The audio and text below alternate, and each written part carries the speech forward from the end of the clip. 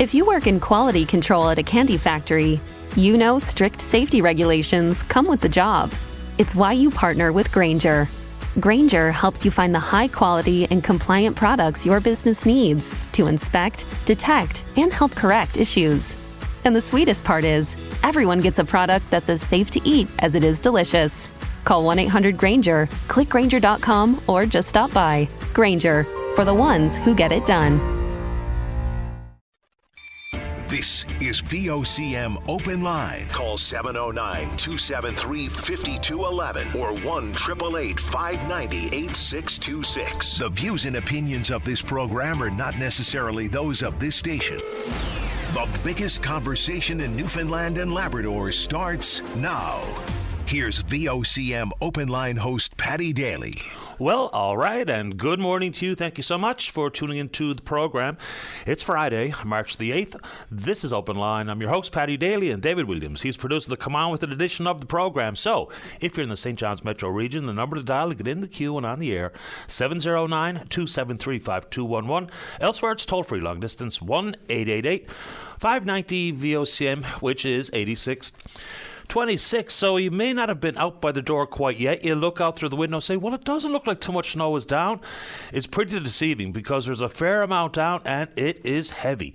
Driving to the office this morning, pretty much like driving on the beach, driving in sand. It's thick and it's slippery. When I came in, the roads were pretty atrocious, especially some of the off-ramps. You really can't tell where the road begins or ends. So, as they say, if you don't have to be out, don't be out. It's not fit for man or beast out there at this moment in time.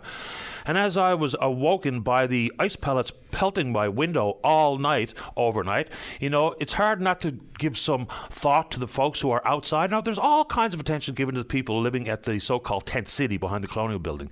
But we have to remind ourselves that folks are either in precarious or tenuous housing positions all across the province, and many people in different pockets of the province are without a home to call their own. So hard not to give some thought to the folks who are living in a tent or in a doorway or in front of an ATM machine on these types of evenings. But anyway, it's going to be nasty throughout. Apparently we're in phase 2 of a 3-phase storm that's not going to end till sometime tomorrow morning. So hopefully you'll have an opportunity to enjoy a snow day if you're so lucky.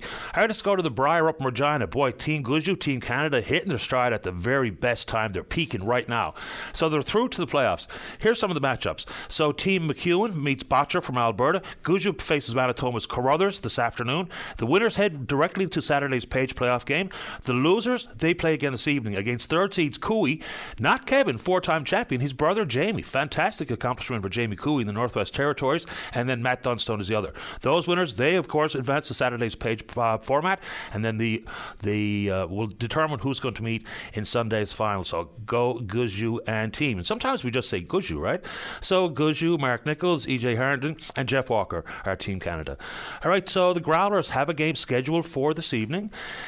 And the Idaho Steelheads are their competition. They're here. So generally speaking, the Growlers games go ahead regardless because the other team is here and they're ready to roll. So off you go. And congratulations to the champions of Cairns Quest. Father and son duo Randy and Sebastian Malik. First to finish the finish line at Tanya Lake is 6th time is a charm. Randy's 6th time running the race, but the first time he's crossed the finish line, a $50,000 prize. So pretty great stuff there for the Malik boys. All right, just a quick note. Today in history. 197 years ago today, in 1817, the New York Stock Exchange Board was formally founded. Now, 20 years prior, there were some 24 individual stockbrokers. They'd meet under a tree in Lower Manhattan and then formally open up this stock market, the most important in the world. So they have $30 trillion in market capitalization. 2,800 stocks are listed on the exchange. And you talk about New York's ticker tape parades.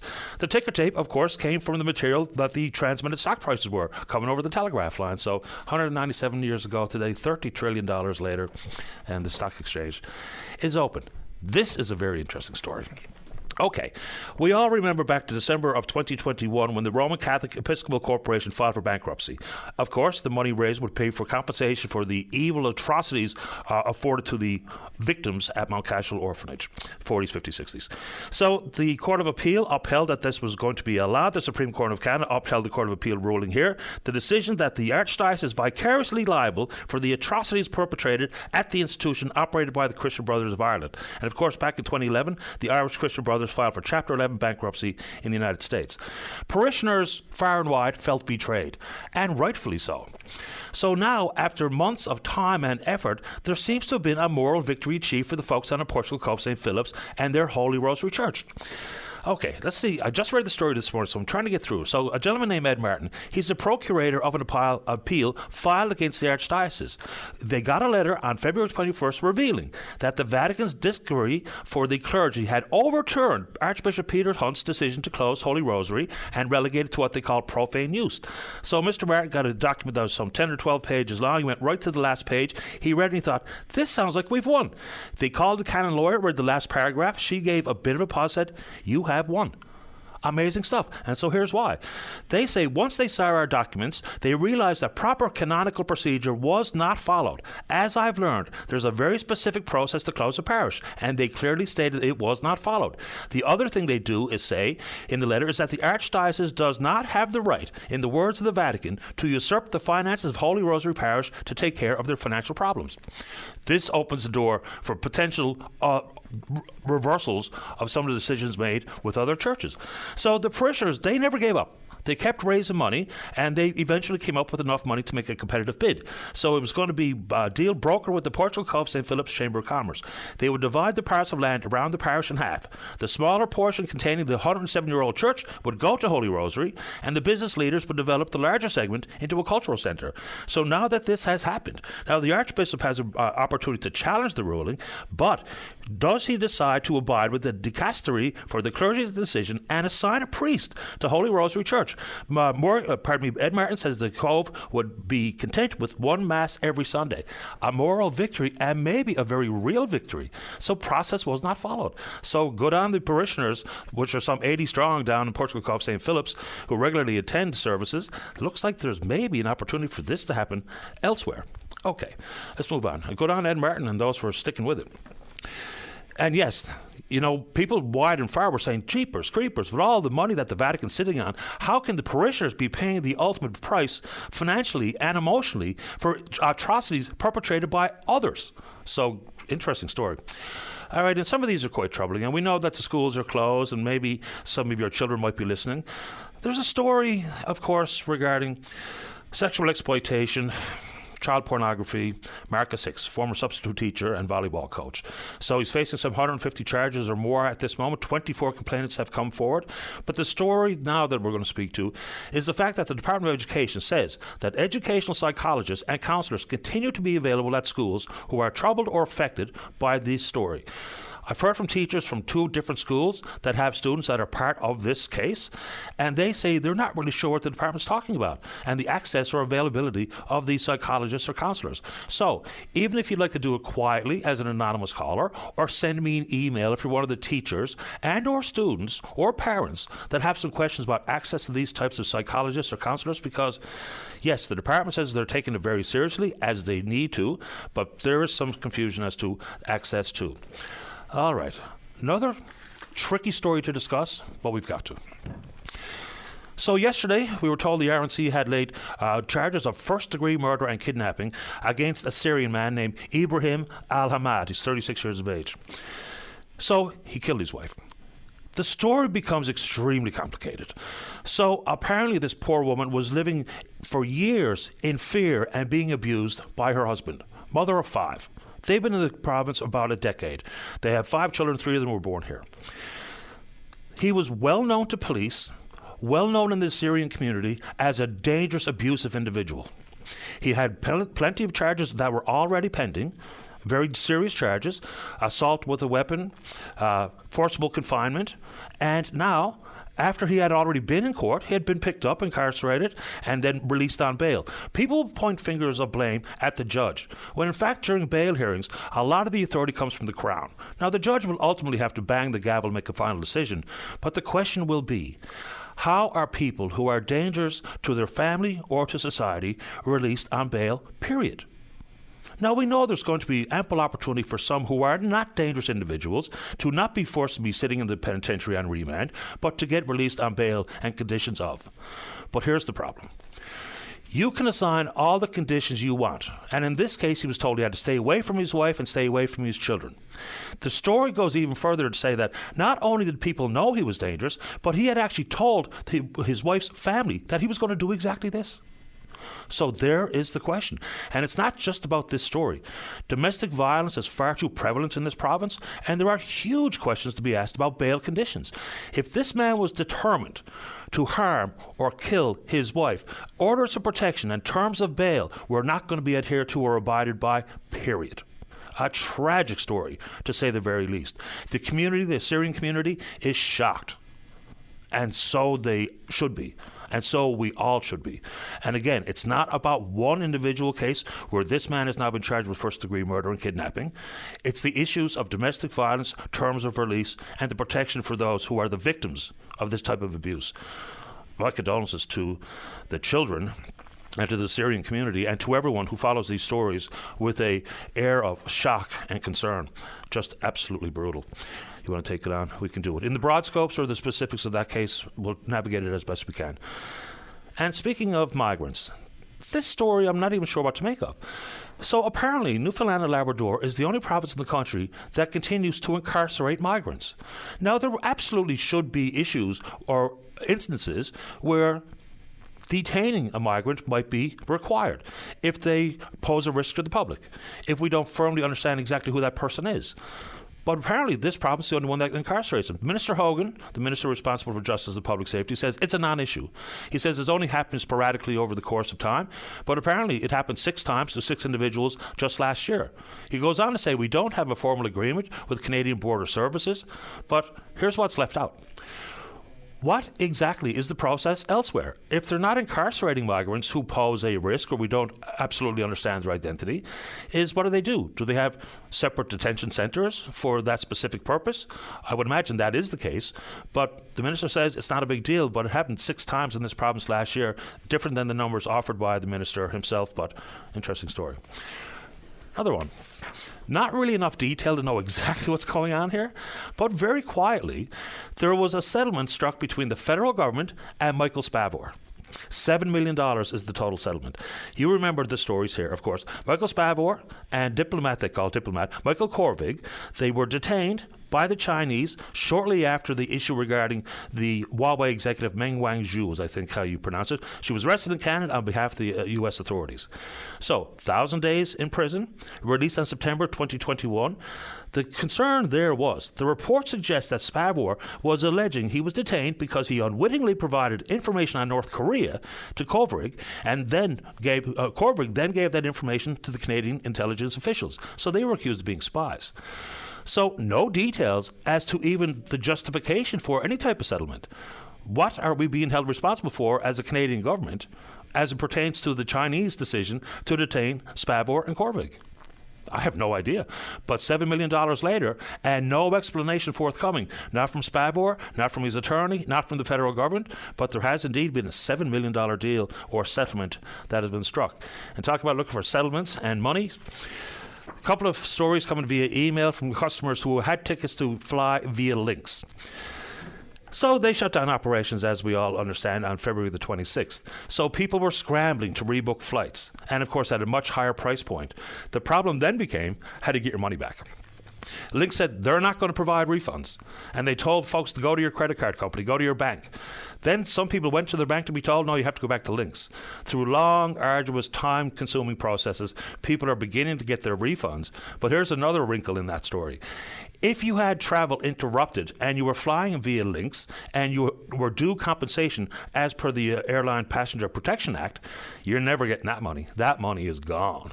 So if you're still struggling to get it, the bank and the credit card company is absolutely where you're going to land, because Lynx is not going to give you any money. And if you're due compensation for interrupted travel, that money is gone. So there you go. If you're one of those Lynx customers who want to walk us through the process and give some advice to others, we can take it on. How are we doing out there this morning, David? Okay, this story, once again on the national front. And it comes from a presentation from the Department of National Defence. It was an internal presentation talking about the military preparedness, and this story is woeful. Absolutely woeful. So here we go. This was dated December 31st of 2023. Talk about readiness, equipment, recruiting, ammunition supplies, and we are not ready.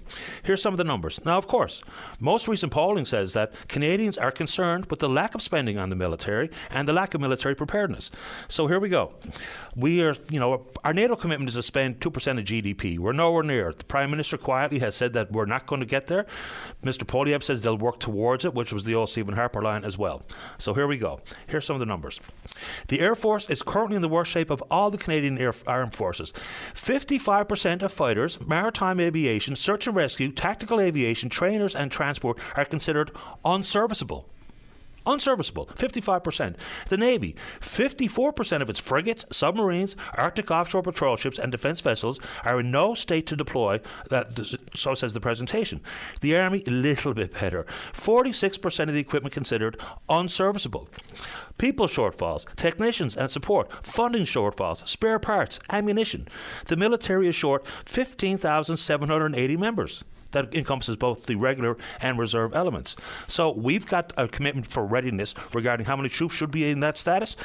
Based on the 2022 NATO readiness plan, Canada was obliged to keep 34 members of its armed forces at a high state of readiness, and we're not there. We know that there was all sorts of talk about taking away $1 billion in spending inside Canada's military, which is about $27 billion a year, nowhere near our NATO obligations or commitments. So that report is absolutely damning. There's 21,000 permanent residents have applied for status in the military. Fewer than 100 have been enrolled in the forces, and many applications still stuck in the security vetting process. They're actually approaching newcomers who become permanent residents to join the military. They've even reduced some of the criteria regarding what is required of you to be a member of Canada's Armed Forces. So, as opposed to the concern with simply not being up to our NATO obligations of 2% of GDP, you just heard the numbers. 55% of the Air Force, unserviceable. It gets a little bit better throughout, but nowhere near what the numbers should be reflective of. And now, the pressure is going to be on politically because for the first time in a long time, some 29% of Canadians surveyed listed those two issues as their top political priorities. 10 years ago, it was 12%. So military readiness, lack thereof. And of course, this province has a long, rich, proud tradition of involvement with the military. So if you want to take it on, let's go. And now we have been told that budget day here in this province will be Wednesday, March 20th. We may be able to glean a little bit more about what the future and the timing of a general election may be. And of course, we know that the Feds have proposed their budget on the 16th. Just a programming update, somewhere in the 11 o'clock hour, the Minister of Health and Community Services, Tom Osborne, will be coming on as usual. If you'd like to send me something you'd like for me to broach with the Minister, happy to try to incorporate it in the conversation. And I want to put this one out there one more time. Scheduled on the 1st of April, I'd like to hear 338 members of Parliament in unison say, given the struggles on the ground for everyday Canadians, we will not be accepting our scheduled pay raise. No formal numbers have been put forward, but the average increase in pay in the private sector in 2023 was 4.2%. That means, generally, historically speaking, the same sort of raise would be afforded to our members of Parliament. Pretty big numbers is what we're talking about here. So for backbenchers, an additional $8,100, $11,900 for ministers, $16,200 for the Prime Minister. Let's just all join together, and especially opposition members. You've been talking about the struggles for everyday Canadians, and rightfully so. If you want to be leaders versus just offer the hyperbole and the ongoing babble, please, if you mean what you say, stand up in the House of Commons and say, we should not accept this raise on April 1st. It's happened in the past. After the recession in 08-09, from 2010 to 2013, the members of Parliament did not accept their annual pay raise. That should be the case again this year. Before we get to our Twitter box and stuff, let's see here. I promised this young man I would read this out. Okay. It's a little poem. It's quite lovely. Roses are red and cake can be heavenly. Happy birthday to Perry Ellis, who today turned 70. That's from his son, Joshua. So happy birthday to you, Perry Ellis. Hope you and your family have a tremendous day around Twitter. We're at VOCM Openline. Follow us there. Email address is openline@vocm.com. When we come back, let's have a great show. We're going to kick it off with someone talking about long-term care. Don't go away. Welcome back to the program. Update from Brian Callahan in the VOCM newsroom. The Growlers games has been postponed till Monday. Thanks for that, Brian. Okay, let's begin this morning on line number 4. Good morning, caller. You're on the air. Oh, thank you. You're welcome. For taking my call. I'd like to refer to the article in the paper on Wednesday regarding the man who had to fall in at the Health Science Center. Okay. And I'd like to express my deepest sympathy to the man's daughter, Krista, whose father was injured in there. And I certainly wish her all success in getting any satisfactory answers about what happened and the care, because my experience with getting answers from the health system to issues have been very unsatisfactory. I can only imagine what her and her father is going through. I mean, watching a loved one suffer and knowing that it could have been avoided is a terrible experience. Recently, my aunt was 100 years old. She was admitted to long-term care. To me, in which I expressed that she was inappropriately placed, and I have over 30 years' experience working in the health system. When you say inappropriate placed, can you expand on that? What do you mean? Well, she had dementia, very unstable walking. Actually, she needed assistance to walk safely. But during her stay at that particular home, she fell over 30 times. Oh, my goodness. She was continually covered in bruises and cuts. When I questioned the lack of care to her, the answer was not only from the home, but also from the long-term care division within Eastern Health.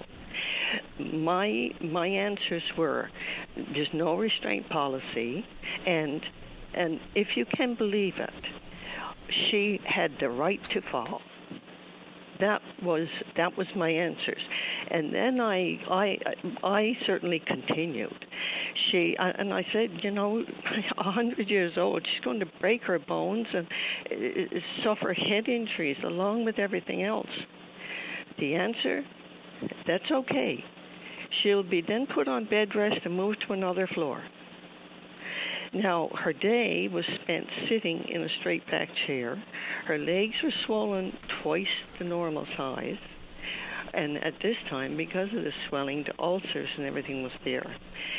Now, my constant request for a transfer to St. Pat's Home was ignored, delayed, and the answers were very vague, excuses for no transfer available.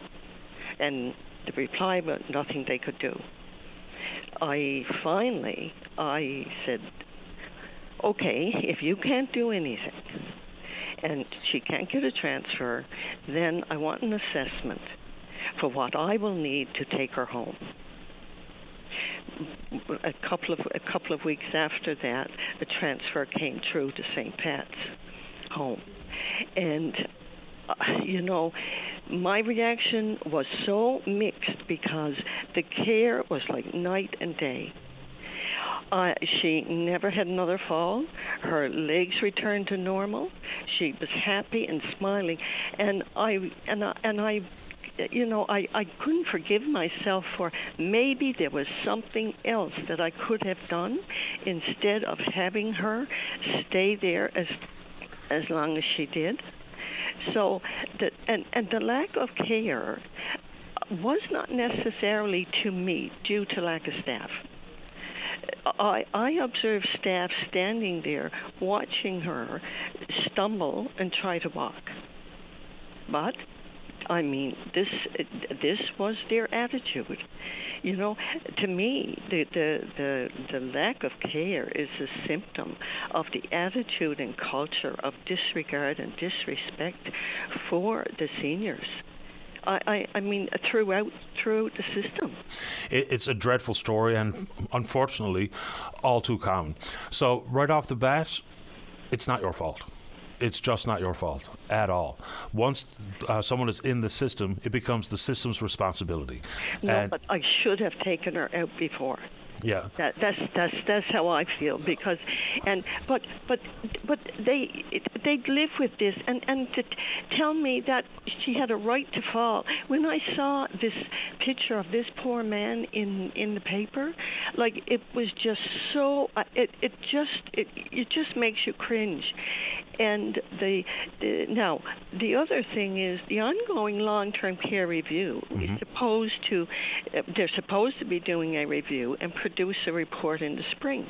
Will there be public consultation for that, for any input?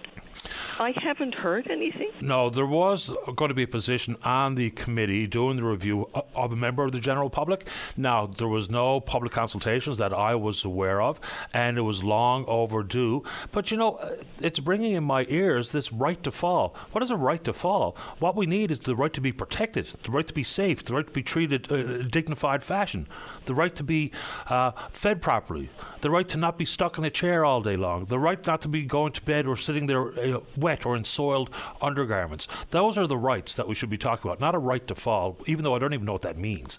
So I'm anxiously awaiting the review of long-term care and personal care homes. I hope it's all-encompassing, staffing levels, how we treat people who may indeed be living with dementia, mobility concerns. I'll add to it, and you say there's no restraint policy, which is a fascinating facet of this particular conversation.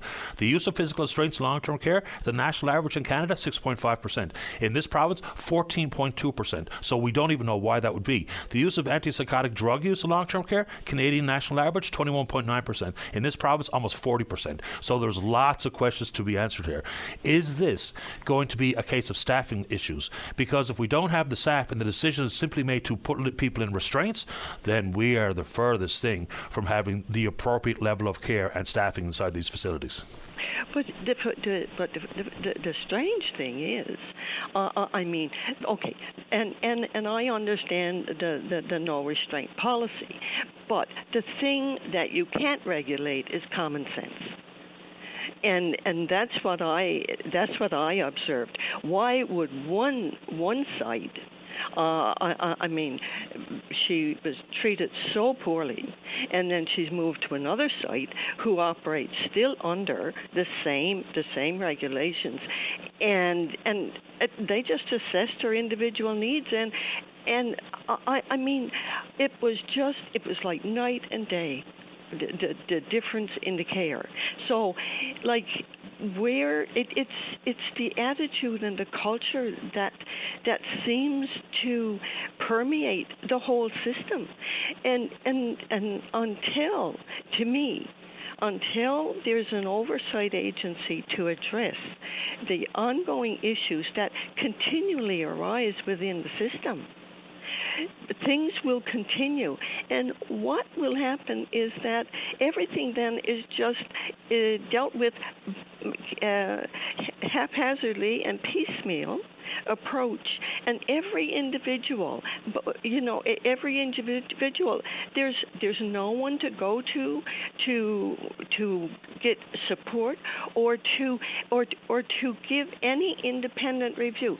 Also in the paper, it says, okay, Department of Health contacted the health science to ensure the appropriate officials followed up. Now, what does that mean? On another matter, I am 3 years trying to get an answer. Now, in the next paragraph, it says, the health authority reviews all occurrences involving injury to a patient and completes a full review under the Patient Safety Act as required. Now, I didn't have time, but some time ago, when they say the Patient Safety Act, that triggered something with me that the Patient Safety Committee haven't met for years. I'm not quite sure about that, but again, even with this incident that's in the paper, but who's doing the independent quality review? We have no one there's no oversight agency to give any independent review of anything. And it's the only group of people that's vulnerable in our society that don't have some kind of an oversight agency to address issues that's coming up on a continual basis. I mean, like, to your show, there's people call in. I mean, in the last while, there's been issues addressed in the Telegram. But where is the independent review? And that me or you or someone who has an issue can go to, and they know who these fictitious officials, the appropriate officials that you have to go to. I mean, because everybody keeps referring you to somebody else. And like the review, if the review don't address those things, and where are they going to get public consultation? I mean, it's very seldom that they do a review to begin with. I mean, there got to be horrendous things happening before they even do a review. We've heard plenty of those, what you call horrendous stories, which has, I guess it was the impetus for this review committee to be struck. And I do have to get to the break. I will give you the last word, but the Minister is coming on later this morning, and long-term care is and generally is on my list, and it will be again this morning. Well, I wish she could outline the appropriate the appropriate avenue to get an independent quality review done of incidents that happens within the system. It would certainly help individual people like Krista, who's obviously going through a number of people to speak on her behalf, and we shouldn't have to do that. You're right, and I agree. An oversight, some kind of an oversight agency. That's my that's my view. And I think you're right, and I think many people would echo your sentiment. I appreciate your time this morning. Stay well. Thank you. You're welcome. Bye-bye. Bye-bye. Before we get to the break, let's take Edgar on too. Edgar, you're on the air. Oh, good morning, Patty. How are you? Doing well. How about you? Oh, quite well, actually. Patty, I guess before this is about the great potato salad scandal that I've uncovered. But I'd just like to say to yourself and your team, you're doing a fantastic job. I've always enjoyed listening to your show, and when I tune into VOCM to your show, I feel like I'm part of the conversation. It's great to listen to it, and anyway, I just feel like I'm in the kitchen, sitting around. We're all having a chat, and that's fantastic. So, thank you. I appreciate it. Thank you. No, Patty. Anyway, I called yesterday. I was over at the supermarket, and what this is about what's being, watching your bill when you purchase something at the supermarket. What's being taxed, what's taxable, and what's not taxable. And, when I guess with me, it like last summer, myself and Coco, we were out for, whenever we go for a walk. I live on Craigmiller Avenue, and I always pick up, actually, I pick up after her, and I pick up any litter that I see on the street. And I picked up I just picked up this piece of paper. And, before I threw it in the bag, and I happened to, no, it was a list. It was a shopping list from somebody. And they had itemized what they were going to buy and the price of every single item, and added it all up. Myself, like everybody, most people, I go to the supermarket, I don't really look at my bill, or I don't, I buy what I need. I don't, but it kind of made me realize that how people struggle, the cost of everything. And, you got to watch what, when you buy something or you go to the store. Anyway, it made me emotional because I was like, when I was looking at this list. But anyway. But what's making you emotional specifically? What's the problem? So anyway, I go to I went to the supermarket yesterday, and I went in to buy potato salad. So, I go into the deli area. This is it's sealed. It's a pre-packaged item. And I go up to, when I go to pay for it, and I'm being charged almost $1 tax on it, 97 cents tax. So I said, excuse me, why is I said, this is, it's not, I didn't go up to this is a prepackaged, it said made in the USA. And I said, why am I being charged tax on this? So the cashier said, I don't know. I said, well, can I speak to the manager? So, so anyway, I went aside. The store manager came up. I said, can you explain to me, this is a prepackaged, it's sealed. It's not made in Newfoundland, not even actually made in Canada. It's a seal. I said, is this considered, because we understand that if it's junk food, potato chips, bars, candy, absolutely, whatever. There's a tax on that stuff. Well, the rule of thumb in the grocery store, if it is produced in store, like if they make you a sandwich or if they make in-house potato salad, for instance, then there's a tax applied too because they've applied a service inside the goods and service tax. If it's something that is in a tin or prepackaged and sent to whatever grocery store in the fashion that you see it on the shelf, there's not supposed to be a tax on it. Exactly. So I said to the manager, I said to her, can you explain to me why you were charging me almost $1? This was like a $6 and some odd. But anyway, the tax turned out to be 97 cents. Okay, and what was the outcome? So she said to me, I'm going to give you our national customer service line. So I called their customer care. I'm not going to say the name of the store. I called the customer care. They called the line, spoke to a woman in Ontario, explained to her exactly what I just said to you. And what did she say? She said, I don't know. She said, and I said, you know what? I said, we have a talk show here in Newfoundland. And I said, if I don't get this resolved, I said, I'm going to call them. I said, this is ridiculous. I said, the store manager, now you can, she said, sir, I'm going to push this up the line. She asked me not to call you. She said, we're going to get back to you. She said, give me a few hours.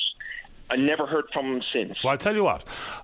We can invite someone from the national chain head offices. We'll pick one or two of the big five in the country, and we'll get them to walk us through their application of taxes. Because my understanding of the issue is that if it's pre-made, then it's not going to be taxed. So if it's in the tin or it's something off the shelf, that's not a taxable item. If they make me a sandwich or they make me a chicken wing, then I'm going to pay tax on it. But other than that, I should not be paying tax. So we will, on your behalf and other shoppers listening this morning, we'll try to get a breakdown from one of the head offices of one of the big five about exactly what the rules are and how they're applied across the board. How's that?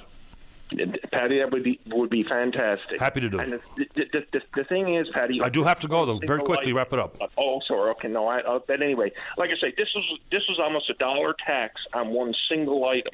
Yeah. And I went in at the checkout, and I started to talk to the people around me. I mean, I'll be 60 later this year, but it is what it is. Life is a struggle. The cost of everything is gone mental.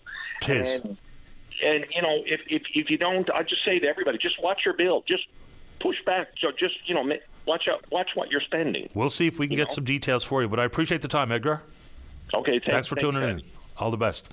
All right, bye-bye. Let's take a break. When we come back, the Executive Director at Thrive is Angela Crockwell. We were speaking to a story reporting online exploitation. The instances are way up. We'll get some more information from Angela after this. Don't go away. Welcome back to the show. Let's go to line number 8. Say good morning to the Executive Director at Thrive. That's Angela Crockwell. Good morning, Angela. You're on the air. Good morning, Patty. How are you? I'm doing well this morning. Thanks. How about you? I'm doing well. We try to put this out there for people's thought and consideration when we talk about so many of the evils lurking around every digital corner, especially as it pertains to children. We've been talking about the researchers, examining children's brains, about interacting on social media and what have you. But some of the issues, what can start very innocently or innocuously, can become very dangerous. And now we're talking about online exploitation. What are you seeing? Yeah, sure. So, as you know, we've recently got some additional funding from the provincial government to do a piece of work specifically that tried to address online exploitation in young people. So we know when the pandemic hit, there was a spike in the number of online exploitation cases, and I know nationally cybertip.ca noted an 88% increase in reports coming into them. And we also noted locally the number of calls that we were receiving from parents or caregivers or concerned citizens about online exploitation of young people also spiked. So it is something that is very concerning, and it's really important that, we, parents, again, service providers, people who care for young people are having these conversations, because there is a significant issue with online exploitation, and it can have such long-term impacts for young people, and obviously impact their mental health and sense of safety and all of those things. I think it would be helpful for maybe me, the listeners and parents listening to the program this morning, about some of the warning signs that something possibly bad is right around the corner. So how, generally speaking, do these things start? Because it doesn't start with someone, or maybe it does sometimes, someone just blurts out right away in the very first message ever, I want to see you naked. So some of the examples of how it starts before it gets to what might be, the sending of a nude, and then having that exploitation hung over your head and threats of going to your parents or to your school or to your messenger list. So how do these things start sometimes? Yeah, so you're right. Like, it usually doesn't start, from the first conversation that is very obvious that this person is engaging with you to, at the end, exploit you. These are highly, highly skilled people who, creep into whether, it's your socials or your gaming or whatever, and start with that kind of just relationship, flattery, friendship, and then it slowly generally builds from there. So at the beginning, it's important for people to feel a sense of trust, and this is somebody who cares for me. Those kinds of things make the person feel special, and then it slowly will progress from there. So, for young people, it's just really important to be aware of who you're engaging with online. Do you know this person? Again, depending on the age, like how much oversight, is there anything in your gut that feels like, maybe this is not exactly who they're presenting themselves to be. So it's always that online vigilance. But again, these people are highly skilled at the luring and grooming process. And for parents, you want your kids to feel like they're independent and you trust them. But I suppose it's as simple as simply saying to them, if something is bothering you and it happened online, regardless of what you did, regardless of how big a mistake you think you've made, you bring me into the loop so I can help navigate it with you and for you. So I know that, sometimes we use our screens as babysitters, and that's also problematic, but it's that line of communication between the child and the parent to know that you may have done something that we both will agree is wrong, but we can't have it get to the next stage where you spiral out of control and or something damaging happens to you. Yeah, it's really important for parents and caregivers to make sure that if something feels like off for a young person, that they know you're a safe person to have that conversation with, and you're not going to be, shamed and judged and punished, because, again, it's important for people to understand, this happens pretty broadly to all kinds of people who are, tech savvy, and young people need to know they have a safe place to reach out, because if not, then they'll hold that and it may just escalate. So that education, information, open communication, and, young people, like the rest of us, will make mistakes. I mean, I make mistakes all the time, and it's important for the message to be, it's never your fault. It's always the person who's exploiting you, even if you did something that maybe in hindsight you wouldn't have done or said or sent a picture. it is always the exploiter's fault. 100%. So, and not to scare people, but we're not just talking about the fact that someone might send the nude picture you sent them to your email list or what have you. We've seen stories where these have had tragic outcomes. So we're not trying to sensationalize this, but we're painting a very clear picture of it's not just about being embarrassed. It could be much, much worse.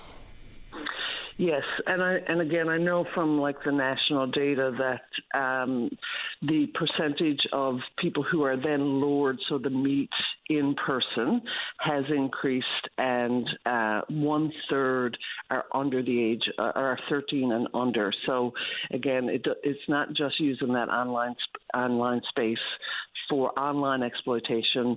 There are people who will then take that and try to lure people to meet face-to-face, which can obviously be extremely concerning and damaging for young people.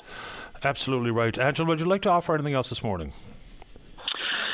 I think obviously online is, and face-to-face exploitation is something deeply concerning. And I think, when we think about some of the bigger social issues that this province is facing, particularly around levels of poverty and lack of housing, that's all part of the picture as well, because we know when young women or women do not have a safe space to sleep at night, that also certainly contributes to people's vulnerability for being exploited. So, as we're having this big housing conversation, I know one of the things that our organization has continued to try to raise is there needs to be a gender-based lens placed on that, so that we are trying to decrease the risk to young women and women in our communities overall.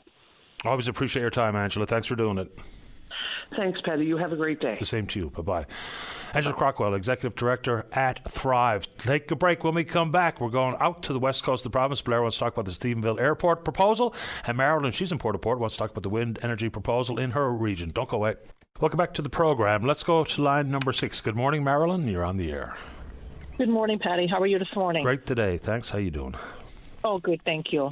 I just want to start by saying when Robert called in from Central, he talked about the anxiety and stress he was feeling from the project proposed in his area.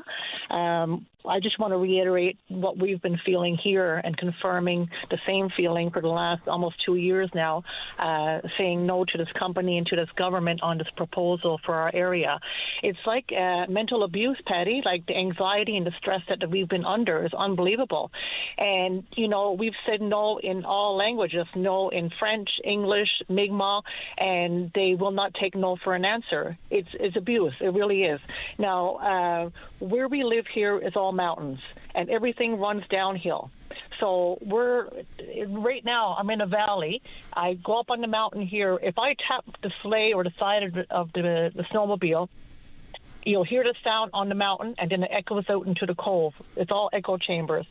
So when you got 12 million pounds of explosives that they're proposing for our area, it's going to be like living in a war zone here. Sorry, 12?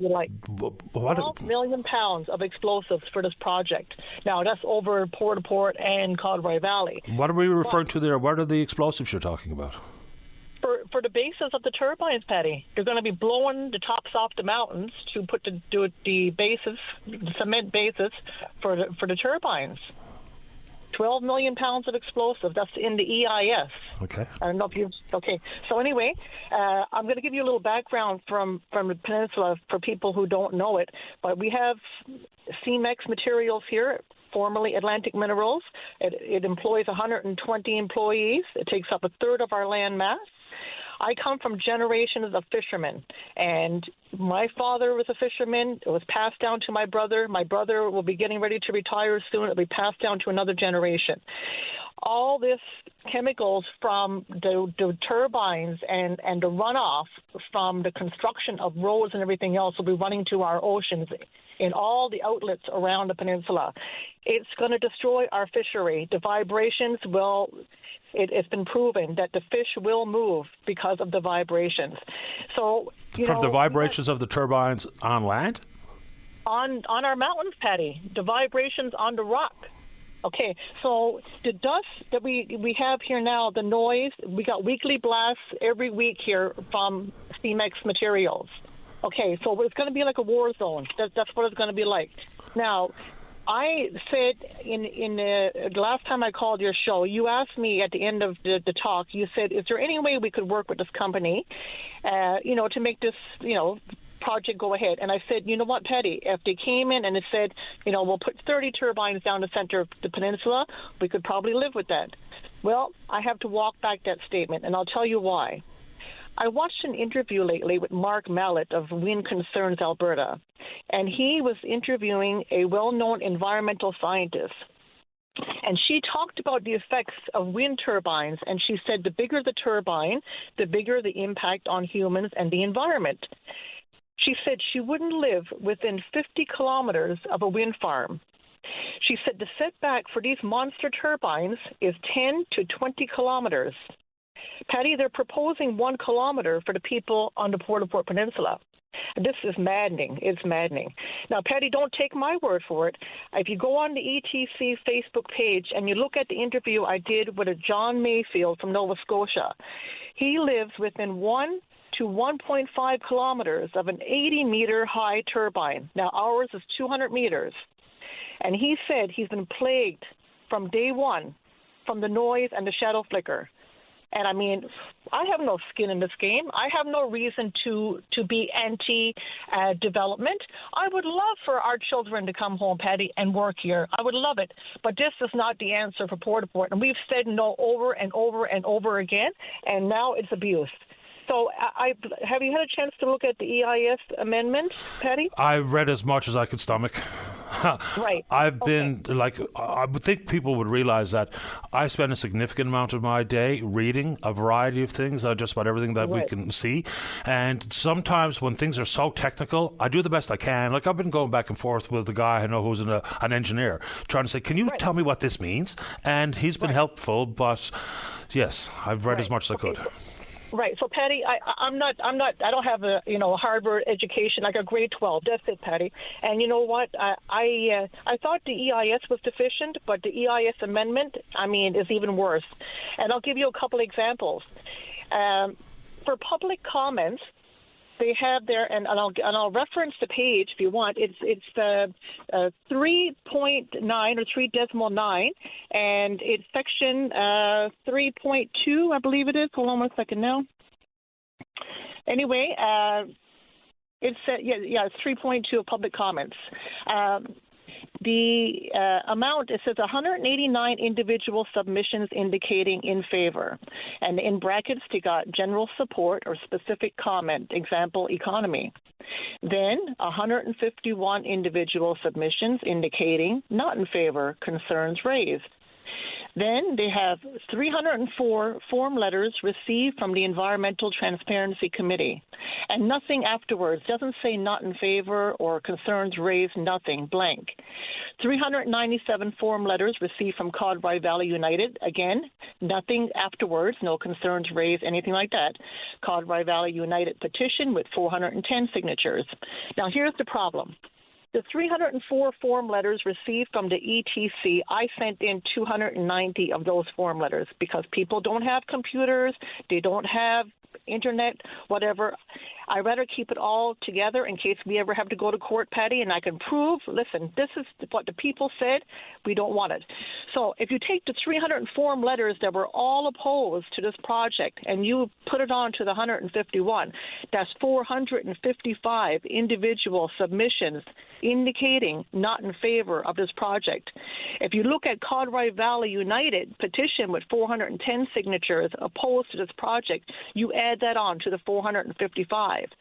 The numbers in here were put in there purposely to mislead the public in thinking that people here in the project area are for this proposal, and they're not. They're absolutely not.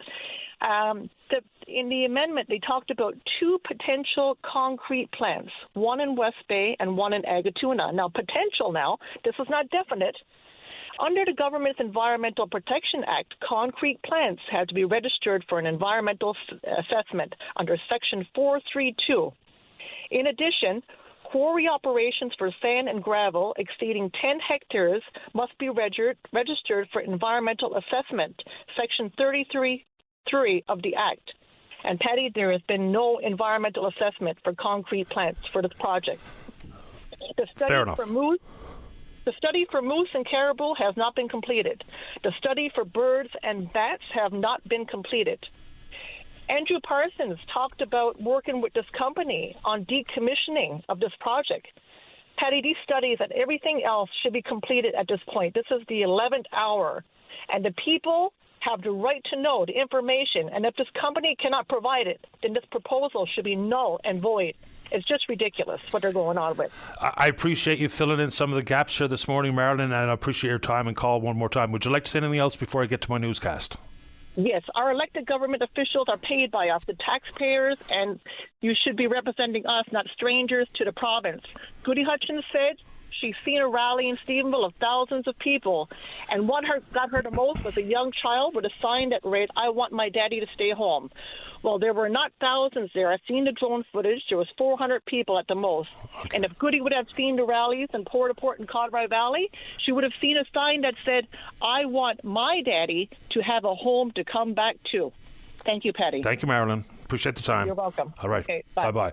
If the height of the turbine is something that I think is a legitimate concern that's been voiced by many, many people. Confederation Building, we're talking about towers that are, the tip of the blade would be 200 metres above the ground. Confederation Building is 64 metres tall. This is a 200. If you ever been to Seattle, the Space Needle is 184 metres tall. Have you ever seen the Golden Gate Bridge? That's just about 220 metres above San Francisco Bay. Ever been to the UK and seen St. Paul's Cathedral? That's 174 metres tall. These are taller. Amazing stuff. It's the Washington Monument. Ever been to the Washington Monument? That's 170 metres tall. These are 200. Let's take a break for the news. Don't go away. Welcome back to the show. Let's go to line number 1. Good morning, Blair. You're on the air. Patty? Yes. I was listening on March 4th when a caller named Jim was asking if the Stephenville airport deal was a scam. And it seemed like it was debatable. Well, what constitutes a scam? Diamond said that he had drones with a 52,000-pound cargo capacity.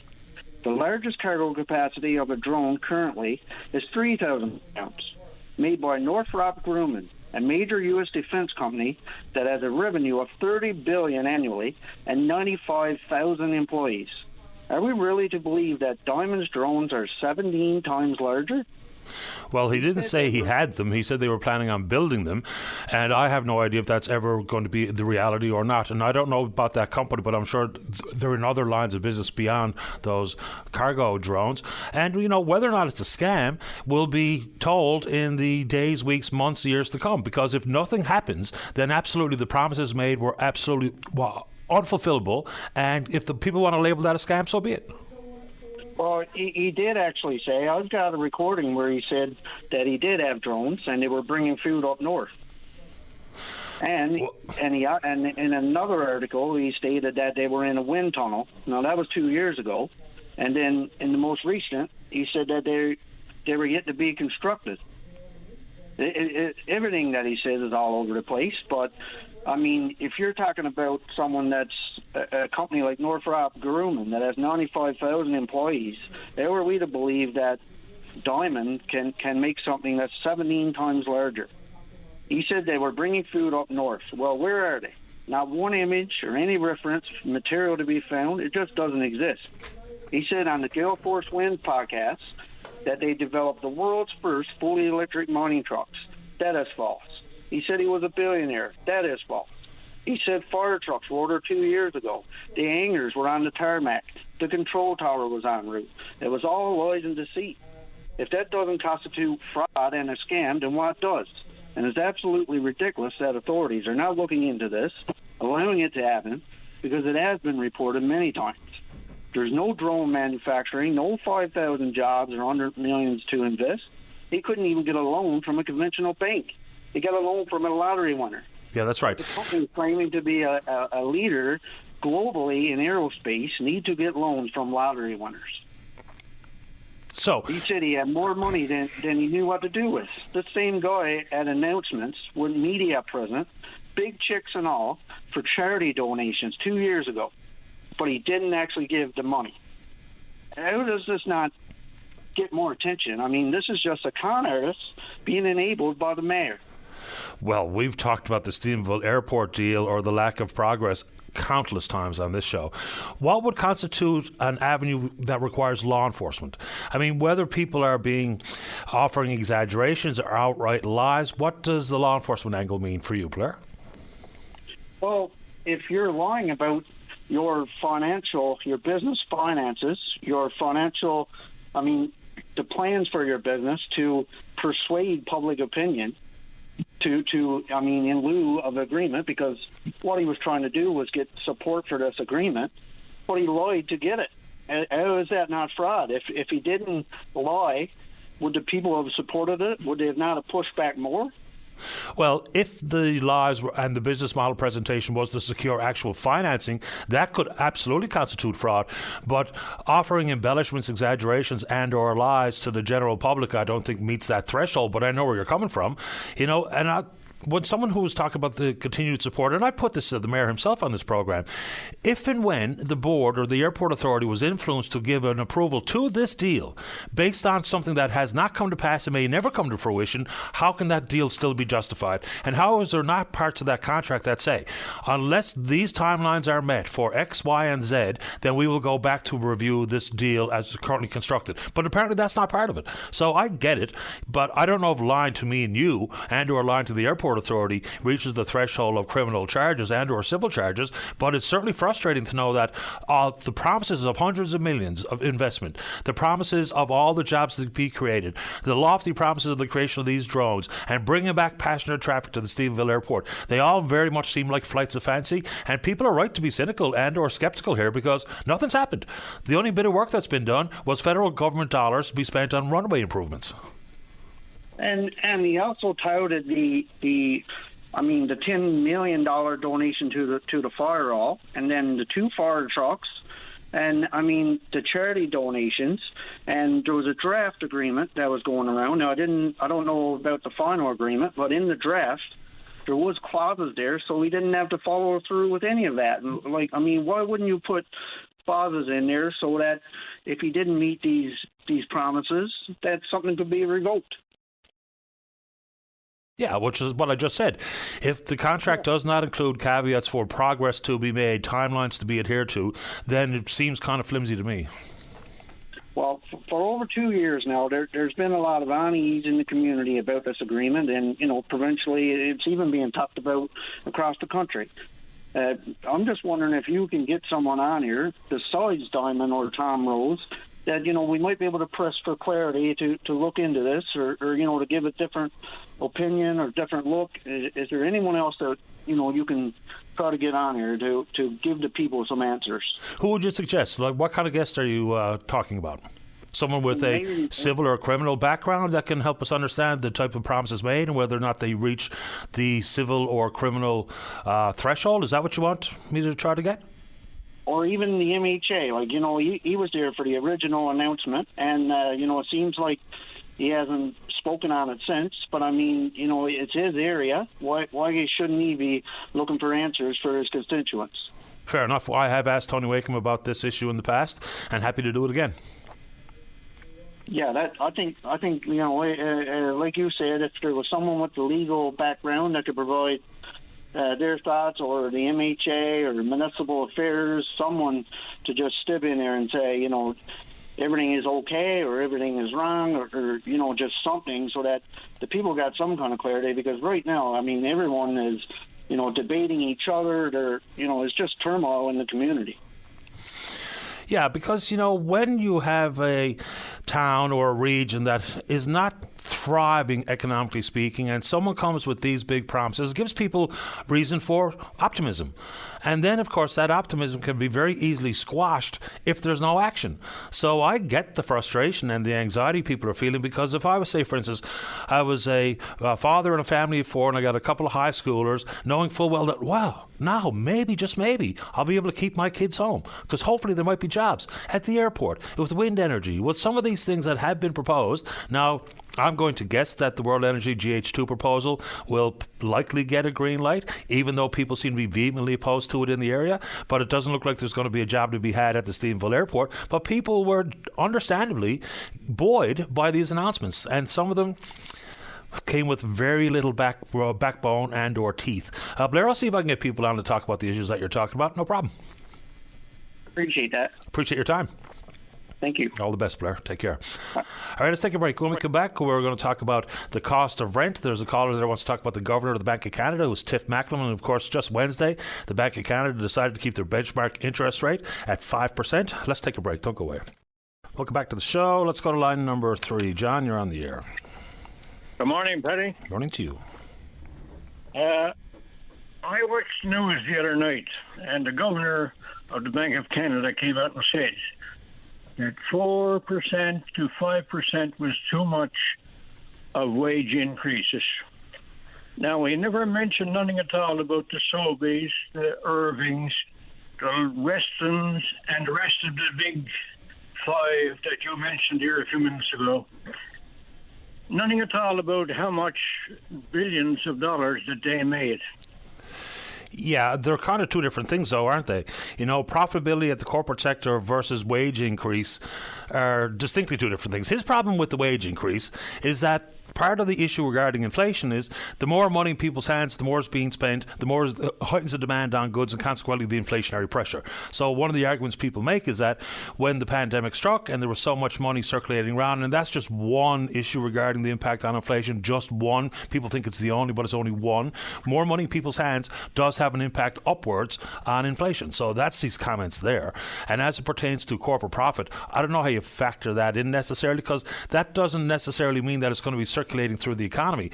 It could result in stock buybacks or increased dividends, those types of things. So, but I know where you're coming from. While other people are struggling, and I don't know who got this 4.2% increase in the private sector either, because I guarantee you I'm not one of them.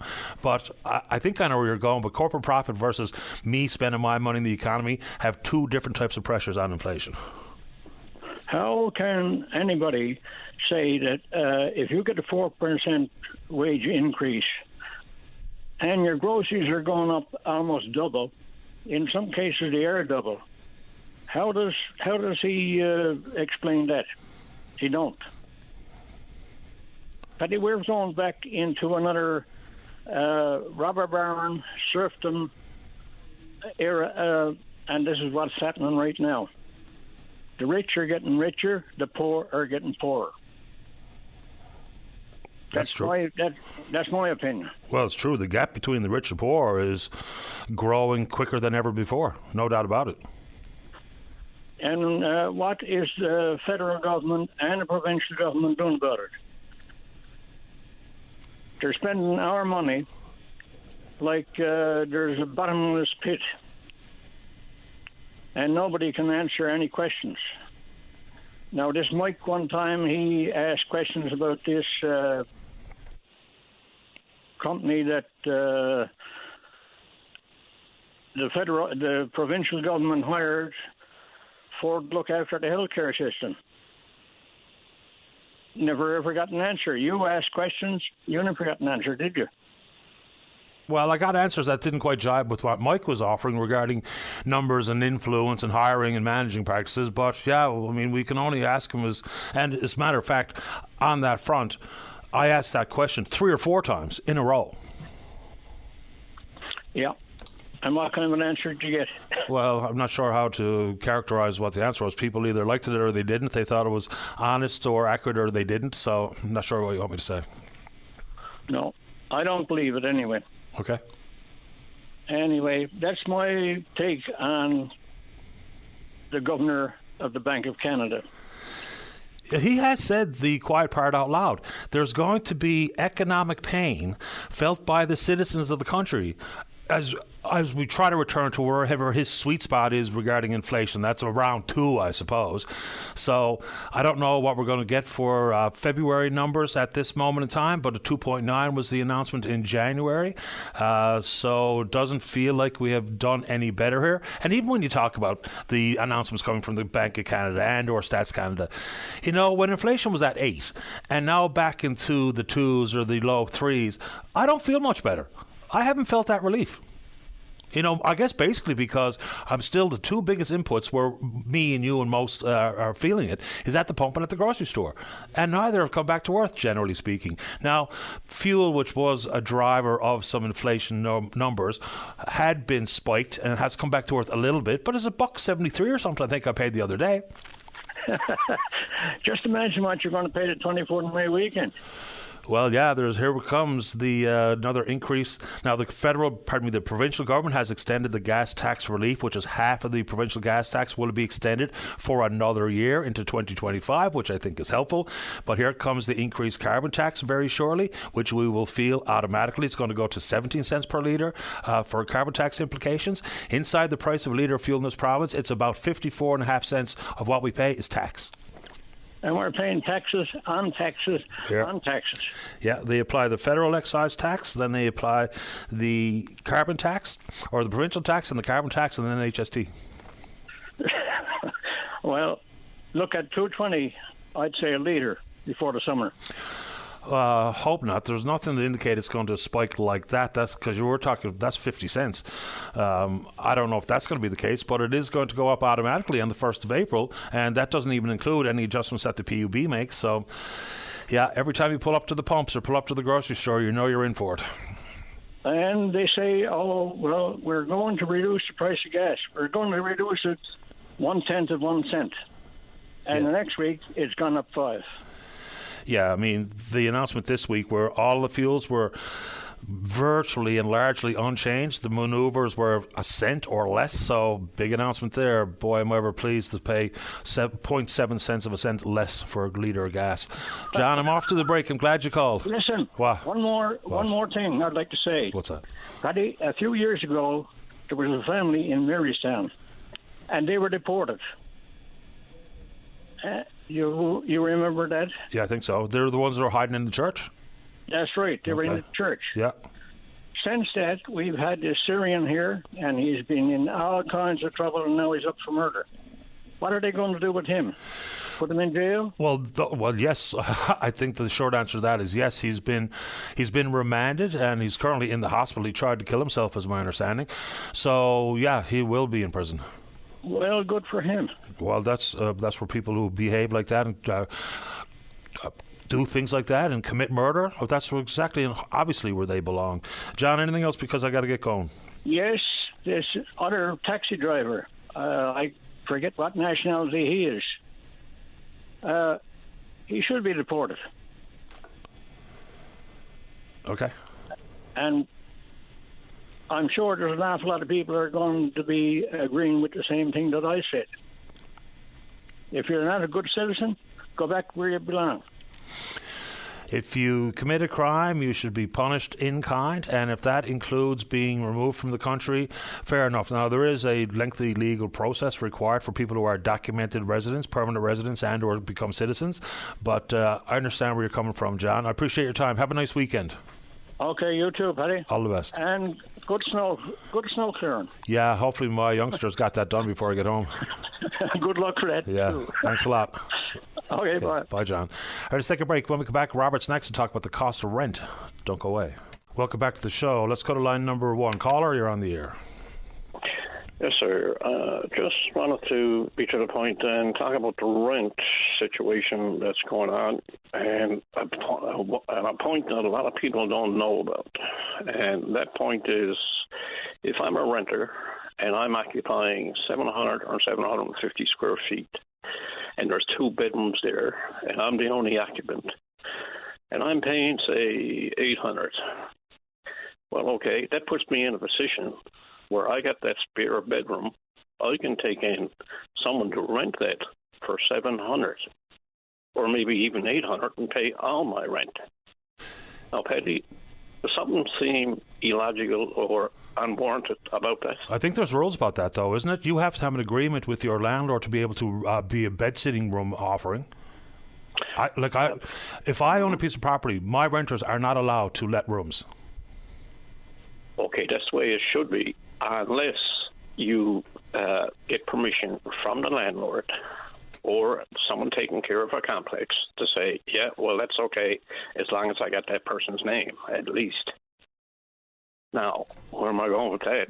What I'm saying is it's wrong, and it's kind of like it's a loophole for a renter to take advantage of the system and get into a place potentially or rent-free. It's not right. No, it's not. Now, there's different rules in Newfoundland for the Tenancy Act, and there's different rules in Ontario for the Tenancy Act. I read the rules in Ontario, and they say that if a renter occupies let's say 100 square feet at one room, well, the landlord has to be notified. That's the rule. Now, how many people with desperate times that are out there right now? I mean, the society is decaying because of the gap between the rich and poor, and that's going to hurt us all eventually, and it's hurting us now. Oh, it's absolutely pummeling on us right now. We're getting hammered by that exact fact. Because, I mean, if society don't take care of its poor, boy, we're headed down to a downward spiral, and this is going to hurt the rich and the poor, both. It's a fact. Well, it's got to. There's measures of societal progress about how we treat our most vulnerable. It's just a well understood fact, and at this moment in time, I think we're getting a failing report card. Yes. But see, government only take action when the crowd speaks up, not when one or two individuals speak. They got to answer to a group of people. They say, oh, we got to do something about this now. Everybody's up in their arms.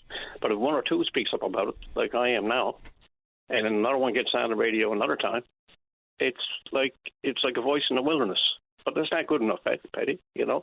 People should get up in their arms right now and talk about that. And if they know that this is going on, they should voice it and amplify it and say it over and over. Yes, I know it's happening. I know 3 cases where it happened.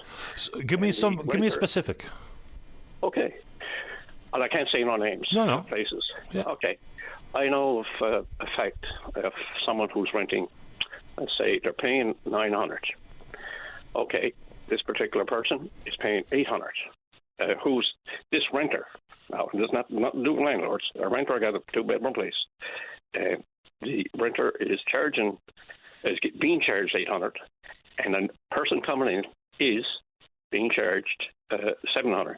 So that person who's the original renter is getting their apartment for a song, paying $100, and the rest of it is taken care of by the new renter that comes in, who's vulnerable and desperate. And it's an example of exploitation, Patty. There's no other way to put it. People, like everything else in this world, you got to know what you're getting yourself into, right? So if you're a landlord, you should be well aware of some of the different variables that could be in play, and make sure they're addressing your rental agreement. Simple as that, right? I don't mean to go the opposite of you. I agree with what you're saying, but the landlords don't care as long as they get that money. They don't care if the renter takes in $1,000 a month from the person who's renting that one room, as long as they get their amount. But I would suggest most landlords I know would absolutely be concerned with that. Yes, but you take apartment complexes. There's apartment complexes in the west end of St. John's, they're in the middle of St. John's, and further west. This is something going on, and I know for a fact, I was talking to a lot of reliable sources who said, well, yeah, this is going on. And the people that are being exploited are desperate because they got no place to go. It's just, I think the Tenancy Act has to be revisited, and it's got to be looked at with the way they do things in Ontario and how they do it, because up there, the landlord demands that if you take in someone for rent and you're a renter, you've got to register that person's name there, because a renter got no authority, really, to charge $700 a month for probably 100 square feet, while a tenant that's in that same apartment is occupying 700. Something wrong with the equation, seriously. I don't disagree. I think you're right. Yeah, but like I say, Paddy, I get on, and I might be a voice in the wilderness, but please, people, get on and talk about it. Agree or disagree with me. And if I'm wrong about something that I said, say it. And I gladly will take the correction. But it stands out like a sore thumb, and something needs to be done about it. And these are vulnerable times, and you take the gathering place down there, they can't keep up with it. They got to turn people away. I'm talking about another thing in a sense, but the lineups at food banks is after increasing. And they're not in a lot of cases in the food banks, they're not even getting nutrition. It's all tin stuff. Yeah, now that varies from day to day, and you're right. Dan, the gathering place is turning people away fewer and fewer occasions, as we've been told in the recent past. And you mentioned needing to revamp the Residential Tenancies Act. 100% right. I mean, there's been recent announcements, say for instance, coming from Minister Studley, that if there is an issue, whether it be on behalf of the landlord and or the renter, and people are being evicted for all sorts of flimsy reasons, is even when you go to the arbitrator has no teeth. They can't even impose a penalty. So then the question is, well, what's next steps? Well, next steps, and the only step available, is to get involved in a legal process, which takes time and money before you put it in front of a judge. So that might be absolutely true. That's not the end of the road. But can we not give the arbitrator some actual teeth so that they can make a ruling and impose the fine that is well articulated in legislation? There's just something missing here. I really appreciate making time for the show, caller. You're always welcome. Okay, one more point. Sure. And if something has to be done about it, and we got to sort of be in line across the country of having a standard policy to correct this, because there's something wrong with the system, Paddy. And there's one more good point I'm making. When a person gets paid at the end of the month, and after a week and a half, that person is broke, looking around to their family members, oh, can you spare $5 or something? And they're probably getting an adequate enough cash flow coming in, but they're broke because of something unfair like that. So I'll leave you with that. I appreciate the time. Okay, Patty. You're welcome. Bye-bye. All right, let's take a break. Don't go away. Welcome back to the show. Let's go to line number 2. Margaret, you're on the air. Hi, Patty. How are you this morning? How about you? I'm fine, thank you. Pardon me. How about you? Not good. Horrified and devastated every single day. What's happening? Yeah, it's not quite 2 years. It's 18 months, I believe, since Brandon's passing. I can't do the math right now. But anyway, it's my day to call in, and I've been waiting biding my time to call in. I don't plan to be on with you long because it's too upsetting. Okay. Yeah. Basically, I'll put it just point terms type thing. My son went missing on the 8th of July. On the 13th of July, or the 14th of July, I received a message that night. Someone had sent me a message on Messenger. And on the Messenger message was a recording of a 911 hang-up call in Marystown. I opened it. And good thing I was sitting down, because when I heard it, I heard my Brandon. And he was the person in distress at the beginning of the call, saying that someone is chasing me. I know my son's voice as well as you know your children. And anyone out there as a mother knows their child's voice.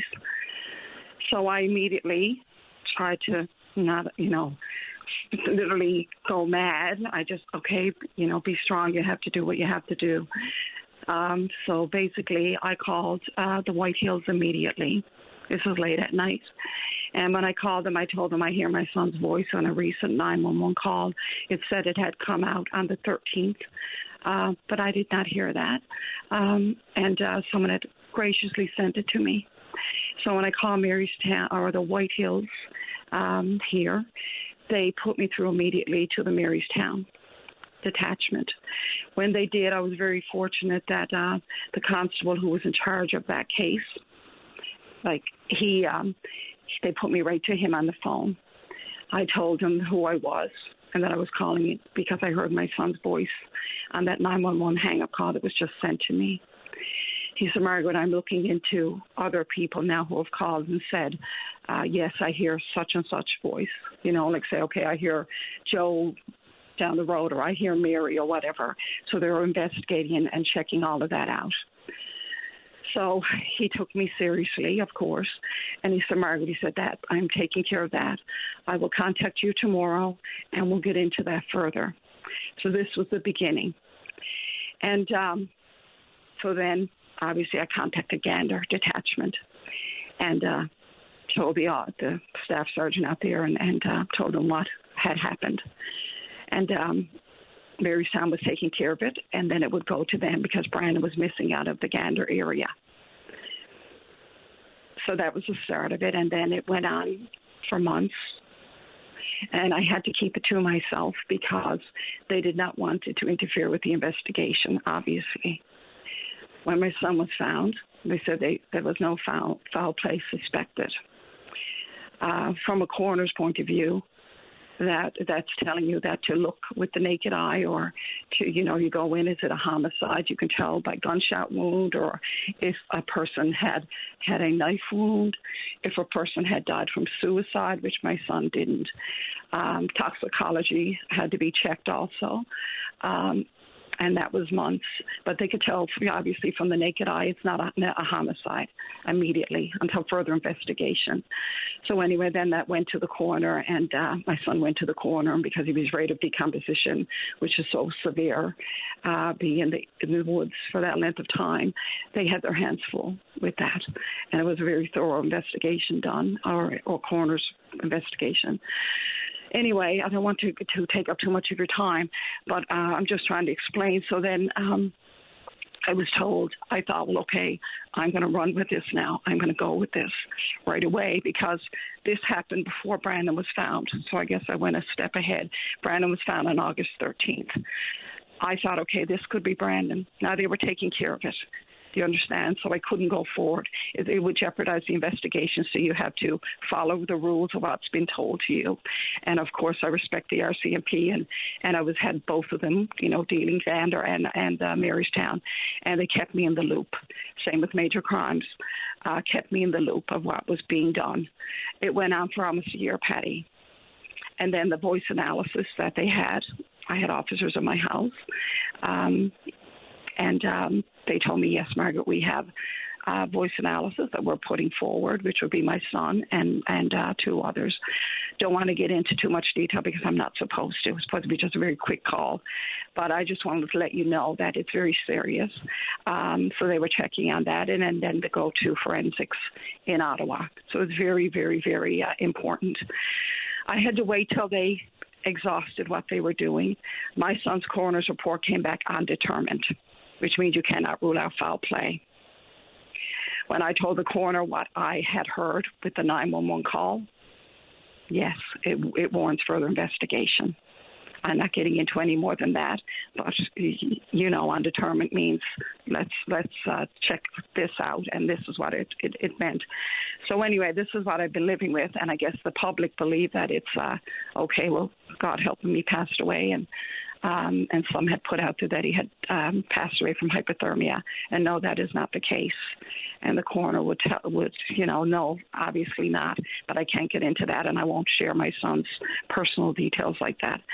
But it's been looked into, and then it went to the forensics, and basically, this is why I'm on now, because like over a year and a half later, now it's my time, and I was given permission, because when they close a case, as I was told, it doesn't mean it's closed. They're still looking at things behind the scene that I'm not privy to, and obviously the public are not, because it's an investigation, and you'd never jeopardize the investigation. So for me to not speak for this length of time is because I would never want to cause any harm in regards to the investigation for my son. But my son was found in the woods with no clothing. My son's personal belongings were never found. And some know of that, some don't.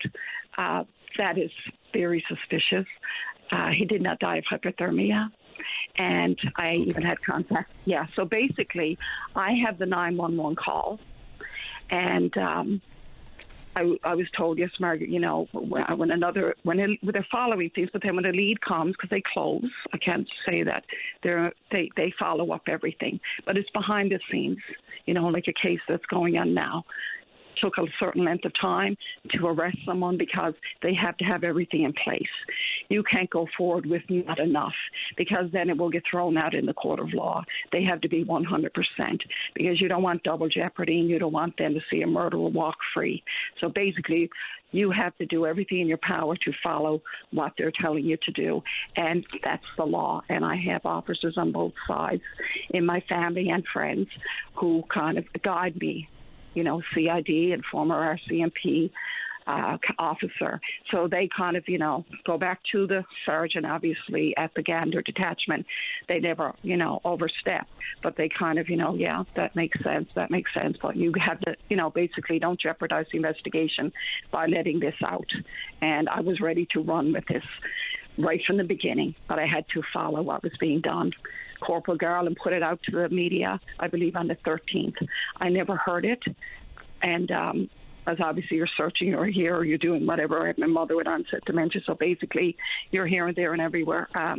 But I didn't listen to that, and I don't know if she released it on NTV News, the actual recording, or if I think it was just to put to, you could go listen to it on their website, which I feel, for the public to hear the recording and the horror of it.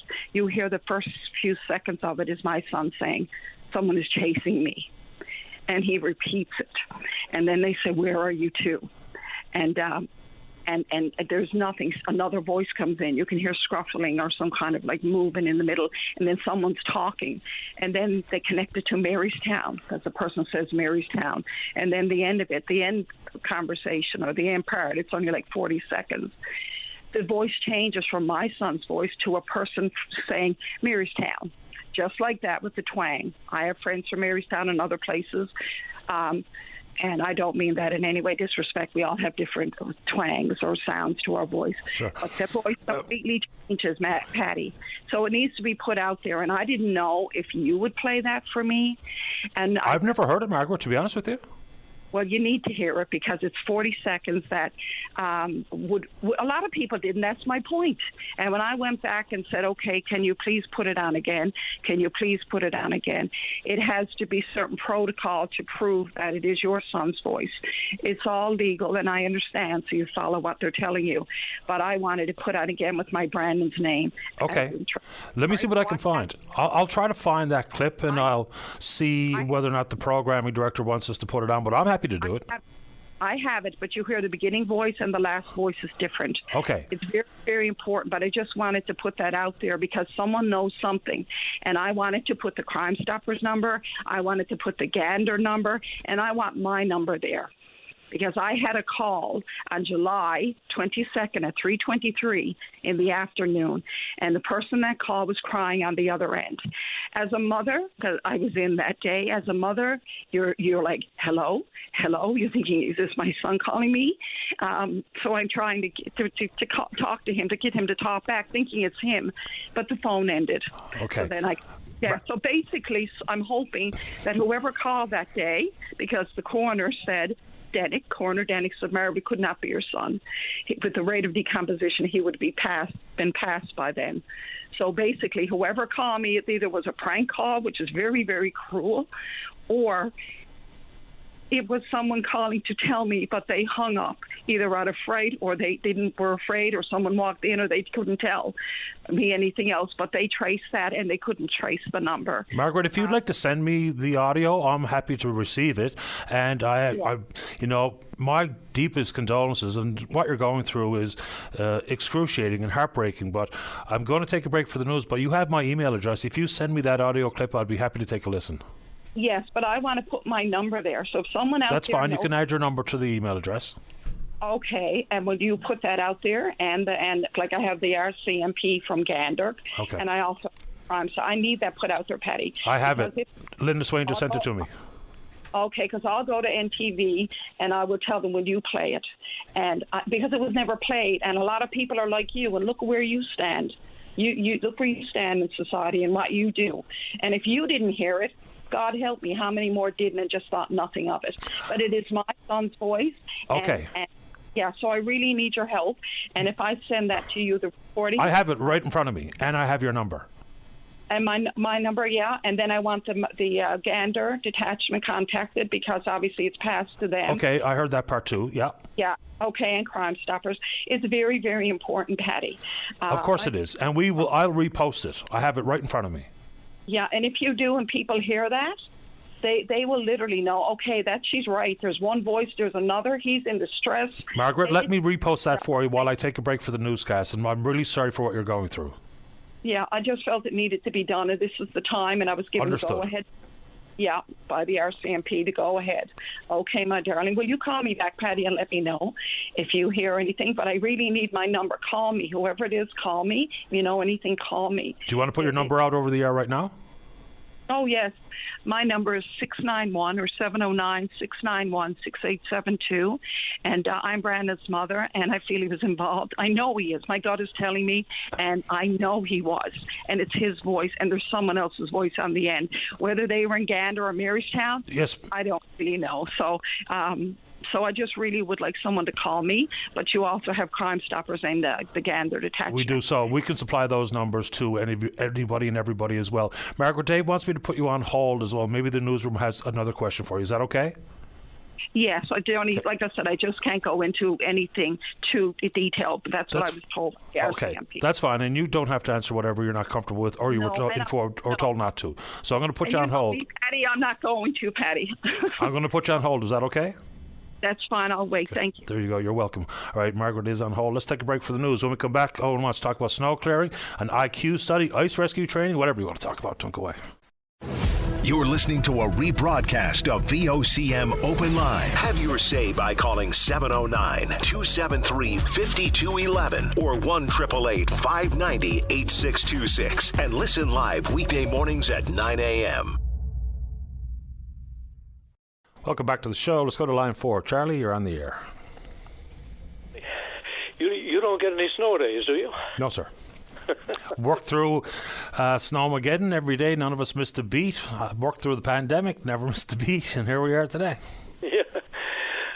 Just a couple of quickies. I'd like to mention Ward 4. They're voting pretty soon. Or perhaps they've started by mail. They have. I'd like to mention to the constituents that the only guy there that I think can give you a break on your taxes and keep an eye on what's happening down there, from what I've heard, is Tom. And I'd like to urge you to vote for him and check out those salaries on Google down there. They're way above the national average for those managers and so on.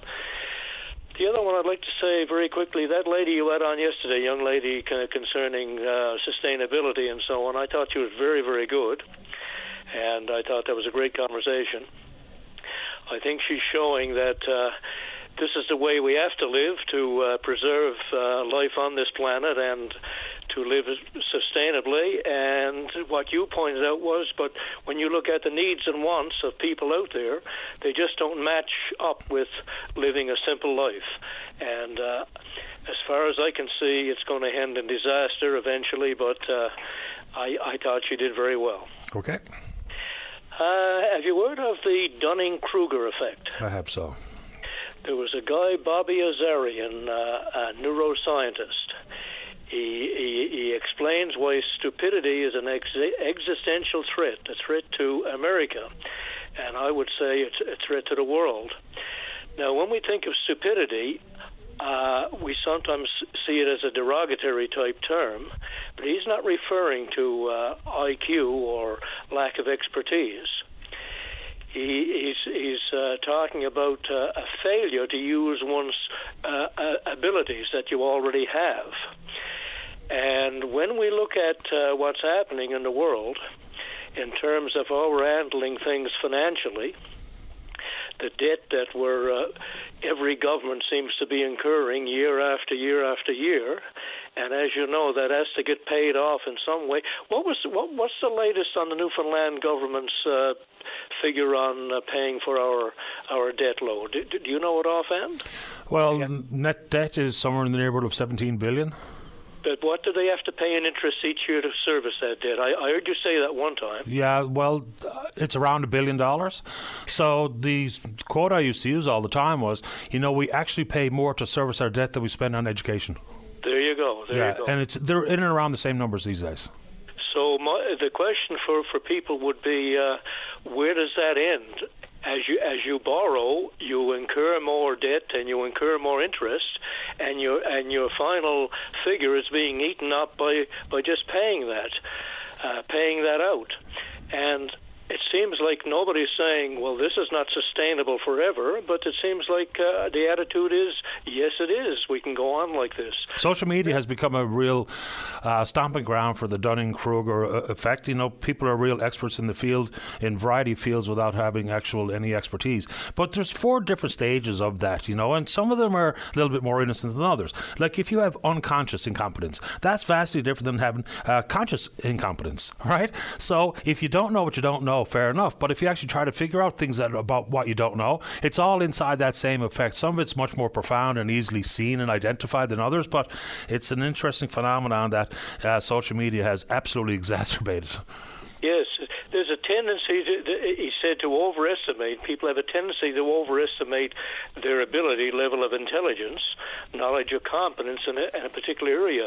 So what you said there is right on. If you don't examine that, you can't very well get ahead from that. But anyway, if anybody would like to read that article, Dunning-Kruger effect, you can find it in the Google it. And the last point I wanted to make was, oh my God, I've lost it here now. Okay, I guess I'll have to. I thought you were going to talk about something about IQ, but apparently not. Well, he's saying what I thought was significant. You can be smart and you can have a low IQ or lack of expertise. Some of the smartest people I know never finished school. Some of the people that he would call stupid, not using their cognitive abilities, would be those people who are so-called formally educated, have degrees and so on. And I would use Conrad Black and Rex Murphy, and lately the Crosby guy.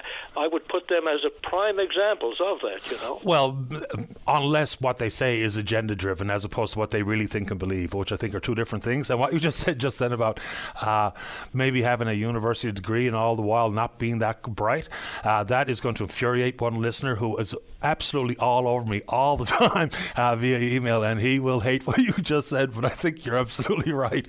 And talking about IQ, just very quickly, because this popped in my head when I saw the subject line. IQ, for some people, is a completely irrelevant measure. But your intelligence quotient can be a predictor of future successes if you're willing to put your elbow to the wheel and actually do the work. There's a 3-year-old in Kentucky who's in the 99th percentile of IQ in the United States, a member of Mensa, 3 years old. So they're talking about, putting some predictions forward about her eventual successes. Her name is, I think, Isla McNabb. Her eventual successes based on her cognitive abilities, her IQ scores. But I do think when people are quick to tell you what their IQ is, they're probably not as bright as they think they are. But anyway, it's fascinating study. Well, one more point to make, not only the financial thing I was talking about, stupidity, I would call it there. You look at people who judge people by color. Now, they have to know at some level that color doesn't mean a thing, but they're ready to put these people down and to put them in their place. And there's a lot of that, of course, in the States going on as we speak. So that's another example of not using your cognitive ability and being very stupid when you have to know the difference. But anyway. Yeah, some of that's hive mind stuff, though, as well, isn't it? I appreciate the time, Charlie. In addition to high IQ, they talk about 5 fundamental life skills: self-confidence, being friendly, open to new experiences, organizational issues, communication skills. If you have a high IQ and incorporate those 5, you're very likely going to have yourself a pretty successful life. Appreciate your time. Thank you. Okay. Elon Musk, I would say, has a high IQ. He makes the stupidest statements that you could ever make, and he's another example of high IQ and stupidity. I'll leave it at that. But on top of that, some of that stuff is clickbait. It just is. It's got to be. You know, I read some of the things he says. I had to mute him on Twitter because I just found it all to be a little bit too bizarre. But some of that he's just doing for the pheromones exploding when he gets the likes and reposts and comments and all the rest of it. So he's an interesting case study in and of himself. Good to have you on, Charlie. Have a nice weekend. Okay, you too, sir. All right, take care. Bye-bye. Quickly, before we get to the break time, it's line 1. Owen, you're on the air. Yes, how you doing, Paddy? Best kind. You? Oh, pretty good, my friend, pretty good. I'm not going to keep you very long because I know you're a very, very busy man. No, what I wanted to talk about, Paddy, is Newfoundland Labrador housing and with the contractors that they hired to come, because like I'm hearing now Mitchell Court, Stab Court area. Like I said, all of this is supposed to be done Mitchell Court, Stab Court, Cabaret Court, Keegan Court. All the walkways and pathways and everything's supposed to be you're supposed to have the contractors come by with the snow blowers and clear all the laneways and pathways and walkways, because there's a lot of seniors that lives around these areas. We're here now and we can't get out through our door because the snow is up yea high. We can't budge from our front door because Newfoundland Labrador housing contractors they hired. They're not out. Like normally they comes out 5:30 in the morning and has this done. It's now, I guess, 20 after 8, 20 after 11 in a day, and nothing's touched. Nothing. I don't know why that would be, because whatever was a 30-minute job is a 60-minute job today. That snow is tightly compacted and it's heavy and grainy. It is, and we're arguing like. I try to go. I really can't do it because I got 2 slip discs, a pinched nerve, and I got a bone disease in my back. I can't shovel. There's a lot of people that lives up in these areas, same way, got health conditions that cannot get out physically, cannot get out and actually shovel. And like when I call and brings my concerns with Newfoundland Labrador Housing Corporation, is they don't want to hear it. They hang something in your face. I mean, something. I don't know what, but something gotta be done.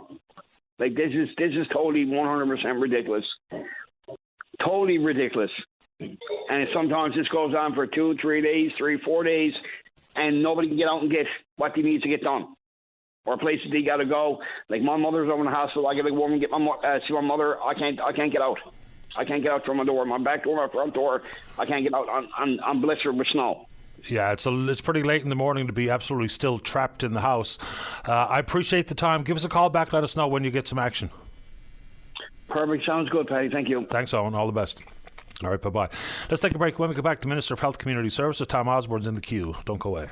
Welcome back to the show. Let's go to line number 2. Say good morning to the Liberal member for Waterford Valley. He's the Minister of Health Community Services. That's Tom Osborne. And good morning, Minister Osborne. You're on the air.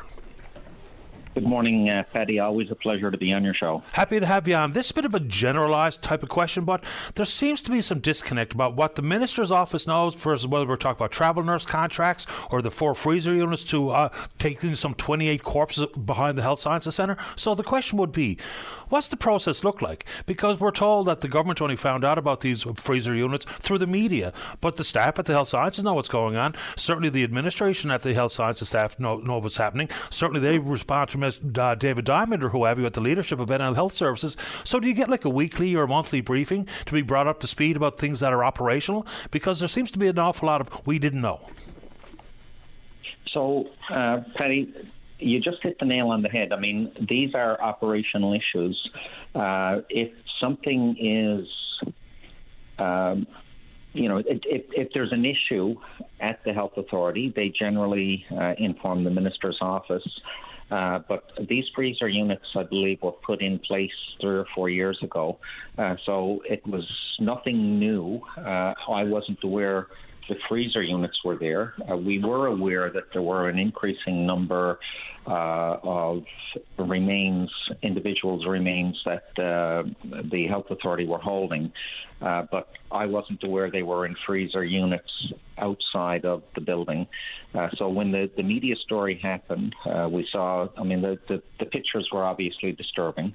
So we did speak with the health authority. I know that they are looking to make arrangements to relocate the dumpster in the short term. In the longer term, they're looking for a space that will accommodate a larger number than the morgue currently does. So you picture in your mind the bodies are in the morgue. There is an increasing number, but you picture in your mind that they're in the morgue. So they are looking to put in place a larger space than what the morgue currently accommodates to show greater respect and dignity. So the health authority were proactively doing that prior to this media story. Right, but that still doesn't settle the problem of a morgue overflow and families unable to afford the cost of cremation or burial. So I guess the question very specifically is, if you did not know, and it's something you think you should know, does that mean that we have a breakdown in communication, a flawed process that needs to be changed? Because from where I sit, things like issues regarding travel nurse contracts and morgue overflow and those types of issues, if I was the minister, I want that information and I want it now. So does the process have to change? So, again, with operational issues, the CEO and the executive at the Health Authority generally deal with those on a day-to-day basis. If something is happening that is challenging to the Health Authority, then they obviously endeavour to inform the Minister's office. But we were aware, I think government in general was aware that there were a larger number of remains at the Health Authority. The freezer units was what was news to me. I became aware of that with the media story. So, in fairness to the Health Authority, they were planning for a more permanent location that shows dignity. The challenge is the Health Authority are responsible. Their responsibility here is holding remains until next of kin can be identified to claim the remains. And sometimes that process is a long process. If they can't identify somebody who is going to claim the remains and have a proper service or burial for the individual, they continue to look. And when they've exhausted all measures, then they pass it over to the public trustee. So the responsibility of the Health Authority would be to try and locate next of kin and to hold the remains. Outside of that, the other responsibilities lie with other agencies, whether it's the public trustee or, I guess, in the event of funding through income support with CSSD. So where the Health Authority is responsible literally for trying to contact next of kin and for holding the remains until such time that happens or they pass it on to the public trustee. Sure. I was really trying to focus on the process because, coming up with better solutions, maybe increasing the funeral benefit from $23.38 to something more appropriate. People being made aware that maybe the CPP death benefit of $2,500 is something they should evaluate as well. So, I'm talking process here. In addition to that, when we talk process, the stories regarding wait times for MRIs. This gentleman out of Mount Pearl wants to know whether or not his cancer is spread. His MRI appointment, January 2026. You're talking about, possibly a sixth unit to be added at the Cornerbrook Hospital. Is there an opportunity on top of that for a private offering? Now, there's a privatization creep, which is problematic when we talk about clinics and surgeries and what have you, but for diagnostic services, blood collection and the like, it seems like to be a different kettle of fish. Is there anything legislatively speaking that keeps a private entity from putting an MRI machine and a CT scan or a ultrasound clinic somewhere in the city or somewhere in the province? Is there anything standing in anybody's way? So let me tell you what is happening, because proactively, again, the Health Authority and government, there is a sixth unit going in Cornerbrook, which will increase capacity by 20%. Currently, there are 5 units in the province. The Health Authority, over the past number of months, has also been increasing the hours of operation on MRI to try and increase capacity as well. Government is aware, obviously the health accord, government is aware that health care has been very challenged over the past number of years. That's the reason the Premier developed the group of people, highly skilled people, to develop the health accord for the province, which is a transformational plan. Also put in place a surgical task force surgical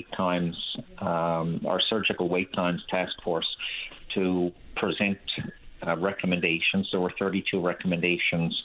That task force was put in place last year, presented recommendations to government last year.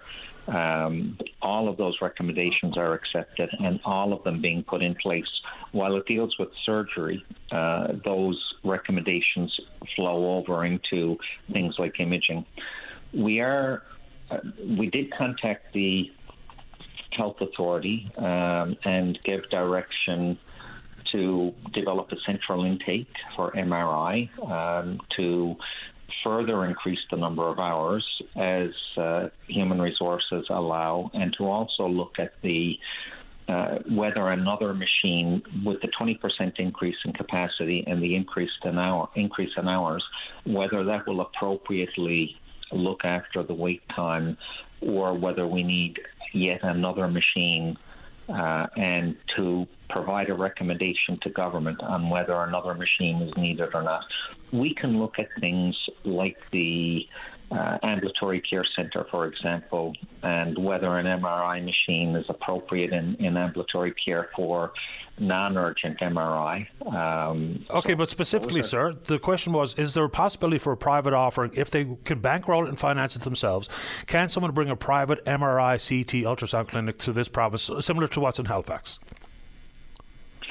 The arrangements through the Canada Health Transfers don't allow for private operations. The one in Halifax I'm not familiar with. That may be publicly funded, but operated privately, similar to the cataract out-of-hospital services here. So it may be publicly funded, which may allow it to, under the Canada Health Act. But if we can resolve this within the public system, that would obviously be the focus. So if an additional unit is needed, if a seventh unit is needed, and we can place it, for example, at ambulatory care to address the wait times, then that is within the public system and publicly operated. Yeah, and of course, there's cash on the barrel head surgery opportunities in various parts of the country, notably Quebec and Ontario. $25,000 or $28,000, I can get my knee replaced, which people say they tried to backdoor with how the billables work, but it is contravening the Canada's Health Act. You mentioned the Health Accord. I don't know how closely we're following all the recommendations. For instance, with obstetrics, the Accord says one unit in Central to be in Grand Falls, Windsor. Now we're adding one in Gander. Not to say that's a bad thing, but it certainly isn't in the Health Accord. And wait times, for instance, like for cardiac care, now that we have a full complement of cardiac surgeons, the wait list is just what it was a year ago when the problem was first identified. Are you willing to take a break so I can get the newscast in and come back? Because there's still a couple of things I'd like to attend to. Yes, absolutely. Okay, let's do that. Let's put the minister on hold. And time for the news. Don't go away.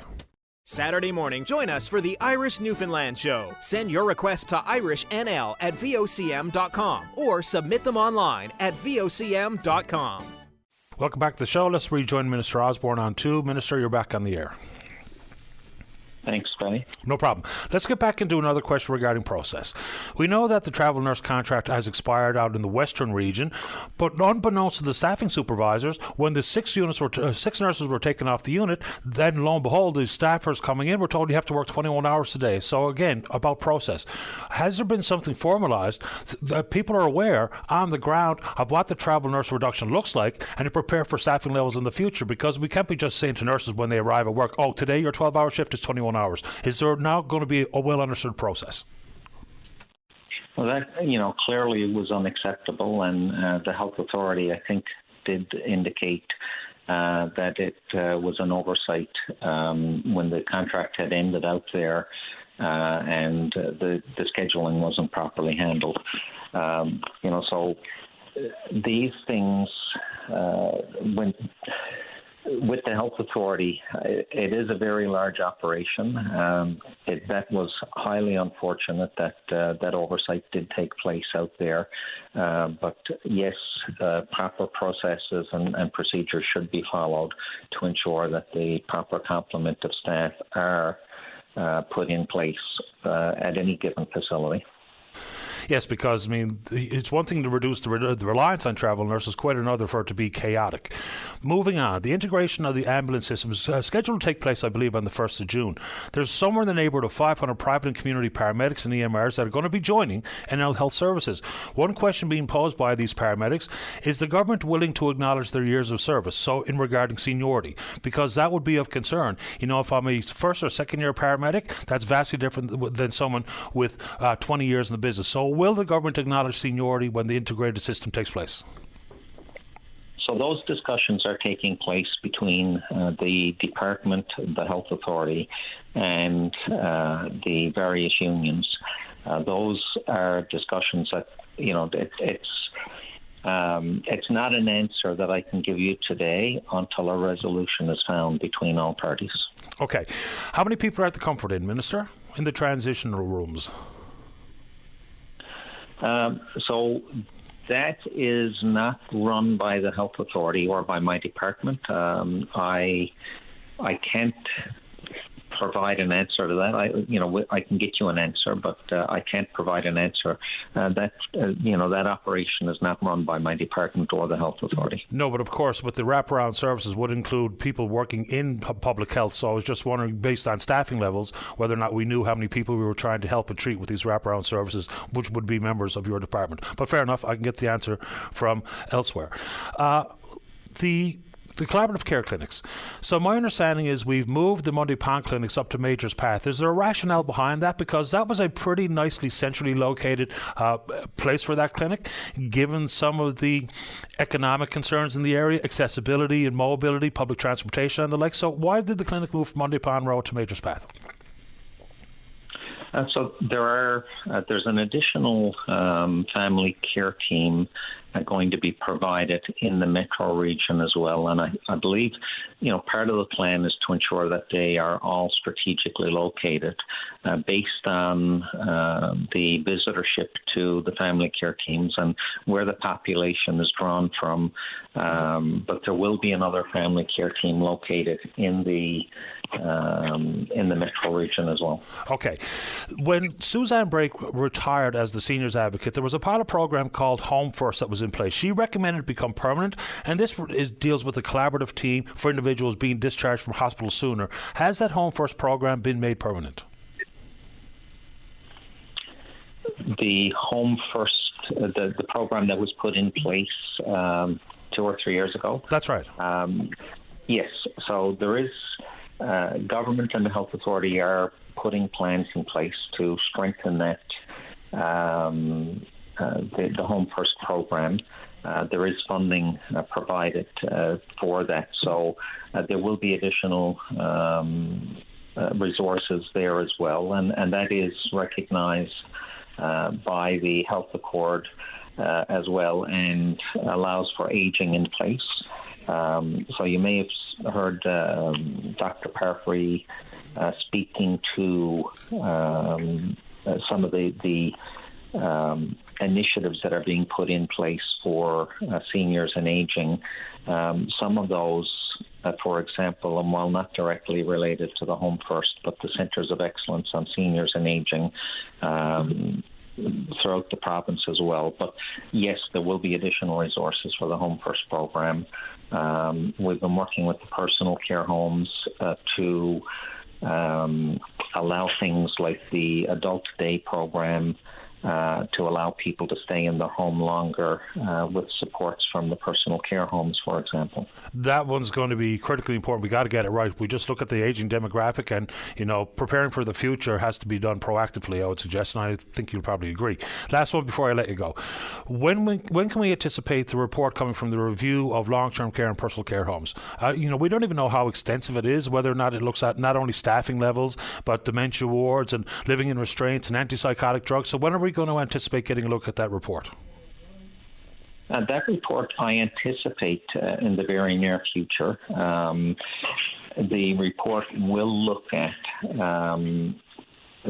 making the personal care homes and long-term care homes a better environment for residents as well as for employees. It's important to ensure that the professionals that are doing this report, and they have extensive background in this area, are able to consult with stakeholders to ensure that not only staff but residents have a better quality of life, a better quality of work. Okay, I'd like to just put something in your mind, and I'd like to have you back next week when we have more time. But we all really need a status update on the Change Healthcare Canada contract that was entered into between the government and what was then the four health authorities. I believe it was near the end of 2020. $35 million over the course of the contract. There was $3 million up front, 5-year operational plan. It was all about scheduling and what have you. But also, if we did not meet the recommendations put forward by them in the contract scope, then if we didn't achieve 90%, 95% adoption of the program within that time frame, $5 million in penalties. So can you make time for us next week, and we'll start the conversation with an update on Change Healthcare Canada, because that was a very lucrative contract, and we still don't know whether or not we're going to hit those targets and avoid a $5 million penalty. Can we do that? Absolutely. No, certainly happy to make time for you, and on that and any other issues that you may want to talk about at the time. Yeah, well, we have another list, and we're happy to get to that next week, but we appreciate your time today. Perfect. Thanks, Paddy. My pleasure, as always. Thank you, Minister. Bye-bye. As Tom Osborne, the Minister of Health Community Services. Final break of the morning. Don't go away. Welcome back to the show. Where am I going here, Dave? Get the direction from the producer this morning. All right, let's go to line number 4. Say good morning to one of the candidates running in Ward 4. That's Greg Smith. Greg, you're on the air. Hi, good morning, Patty. Want to talk a little on housing today, but I want to start off by saying Happy International Women's Day. For me, housing is a human right, but housing hits home. I was raised in social assistance. I was raised in social housing, and I knew when we were looking getting from privately renting into the Newfoundland and Labrador Housing Corps, how long we waited and how anxious at times they were, even though we had amazing landlords. So what I want to say, what I would do if I was elected as the next city councillor in St. John's, and what I would advocate for, and what they would be is I would want to see higher density across the city and in Ward 4. I think there's economic benefits to it, but obviously you can put more houses together if you have more people living together. So I think what I would like to see across the city, and I would vote to support on council, is to see more duplexes, apartment buildings, multiplexes, modular homes, tiny homes. And I think that is one of the big steps that we can make as a city, is kind of fast track them and make sure we streamline renovations and those kind of developments. And on the topic of high rises, we don't have as many as our neighbours in Halifax or anything like the source. But why I think having some of those buildings are important, obviously, and people live close to services and goods, but we can have types of housing, different kinds of socioeconomic levels living there. And I would advocate to see mixed use and affordable housing into those more high-rise developments for sure. Yeah, I mean, we've got this issue here with height, apparently. And every time someone proposes something that's taller than normal, then there's automatic pushback. People talk about line of sight and those types of things, which I understand. I mean, you purchase the property with the thought that it might be that view forever, but things do change. Now with a 10-story apartment building being approved, and we know that there's all sorts of evidence about building up versus out is in our collective best interest when we're talking about finances. And even there's, very specific issues regarding access to funding from the Housing Accelerator Fund and some of the way the province is approaching it. So I think finally we're getting down in the weeds to build different types of homes. But the one problem will be that the city's going to have to deal with, and municipalities across the country, is to find some way to streamline the permitting process. It's just way too long, it's way too taxing, it's way too cumbersome. There's lots of redundancies and duplication. So that's going to be one of the key areas municipalities are going to have to do better at.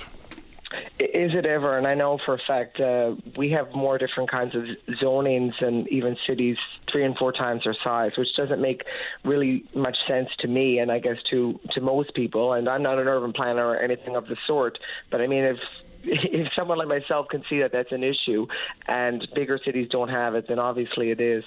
On the other front too, Patty, is I think that, and first of all, I want to say I'm glad that there was nobody at Tent City last night. And I'm glad that the housing minister, stop that from happening, because it's awful out and no one should be out in this weather. But what I'd like to see additionally, though, on affordable housing from the city is if we have city land and if there's a thirst to make it happen, whether it's partnerships with private, provincial and federal government, to see more of that city non-for-profit housing being built. And I know that those options, change lives, and they allow people to be in the workforce and not have to worry as much. And I think that fundamentally, if we are able to grow as a city and we want to grow our population, we need to have housing options. And there's a ton of different ways that we can do it. I know that, as you just mentioned, permitting, it is a long process, and it deters people from wanting to actually have a basement apartment if it's going to take so long to actually get those renovations done. So I think, we need to expedite some of those things. I think we need to do that sooner than later. And, I plan when I get on council, bearing in mind I get elected, to work with other councillors and city staff to actually make those changes and those incremental changes that hopefully over time can get a lot of housing built and a lot more people living in our city. Housing's not just about people having a place to live. Building housing and building it quickly sees a reduction in rent, supply, demand, competition. In the city of Boston, Texas, they've built really at a furious pace.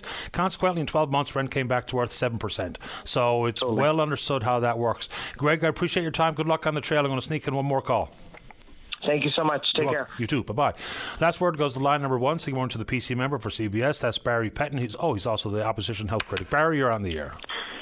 Hi, good morning, Patty. I know we're running late in the show, so I just wanted to quickly get to my point. I guess I just listened to you talk to Minister Osborne, and it's been a debate in the House the last couple of days. It's about this makeshift morgue at the Health Science Centre. And, the Minister's responses are questionable, because I've asked the same questions and my colleagues have, and it's been well documented, and you did as well. Patty, even, you can't pass the buck to the Health Authority. I mean, ultimately someone is in charge. I say this about the nursing fiasco. We're seeing it with this issue now. Somebody's in charge. I mean, he had to have known. He can't just say the Health Authority would have known. He didn't know. And then Minister Pike, they contradict each other. Minister Pike said, no, they knew about it last month, but they didn't know it was next to a dumpster. I mean, this semantics is just simply not good enough, and I find it troubling. And we get in the House. I wish more people would sit in the galleries and listen to some of the stuff that goes on in that House, because it's outrageous, some of the questions and answers that are provided to a lot of valid questions. And this would be one. I mean, moving those coolers away from the entrance. And I've been told if you went to the Janeway, you could see those coolers. I think it's just really sad. I think when I heard the story, Patty, my only words were, I thought it was so sad. It's sad on many fronts, and it's sad that we can't do better in this day and age. And then, when an issue comes up, I mean, this is not tasteful. Just answer the question, deal with it, be up free for it, right? This pass the buck stuff I find frustrating, and I know a lot of people out there find frustrating, because I've talked to a lot of them, and they find it very troubling. And I don't think it's a good show, and I think that Minister Health should do better, and let's hope they do. But I mean, right now this is terrible. It's outrageous, if you ask me, and it should never have been. And like the Health Authority knew, how can the Minister didn't know? Obviously, someone never briefed them. There's a breakdown in communications. Anyway, it's just a sad look all around, and I think it's not good enough. Look, I mean, I get that the health system is a behemoth, but if I'm the minister and on fundamentally obvious issues that are going to draw the attention of the general public and the media, I want to be briefed. I want to know. So that's where I tried to ask some questions about process. How and when do you get your briefings? How and when have we talked about a process for travel nurses being reduced from the workforce? And how do we deal with the appropriate staffing? How about the issues regarding the private contracts? How about the issues regarding the 4 freezer units? Those are things that if I'm the minister, I want, and I want them now. I don't think I want to be involved in what I'll call minutiae of day-to-day operations, because no human being alive is able to absorb all of that info. But things that are going to be questioned on the floor of the House of Assembly, things that are going to get headlines, I want to know. Yeah, no, absolutely, Patty. And our leader brought up about the nursing fiasco this week. We spoke about it a lot.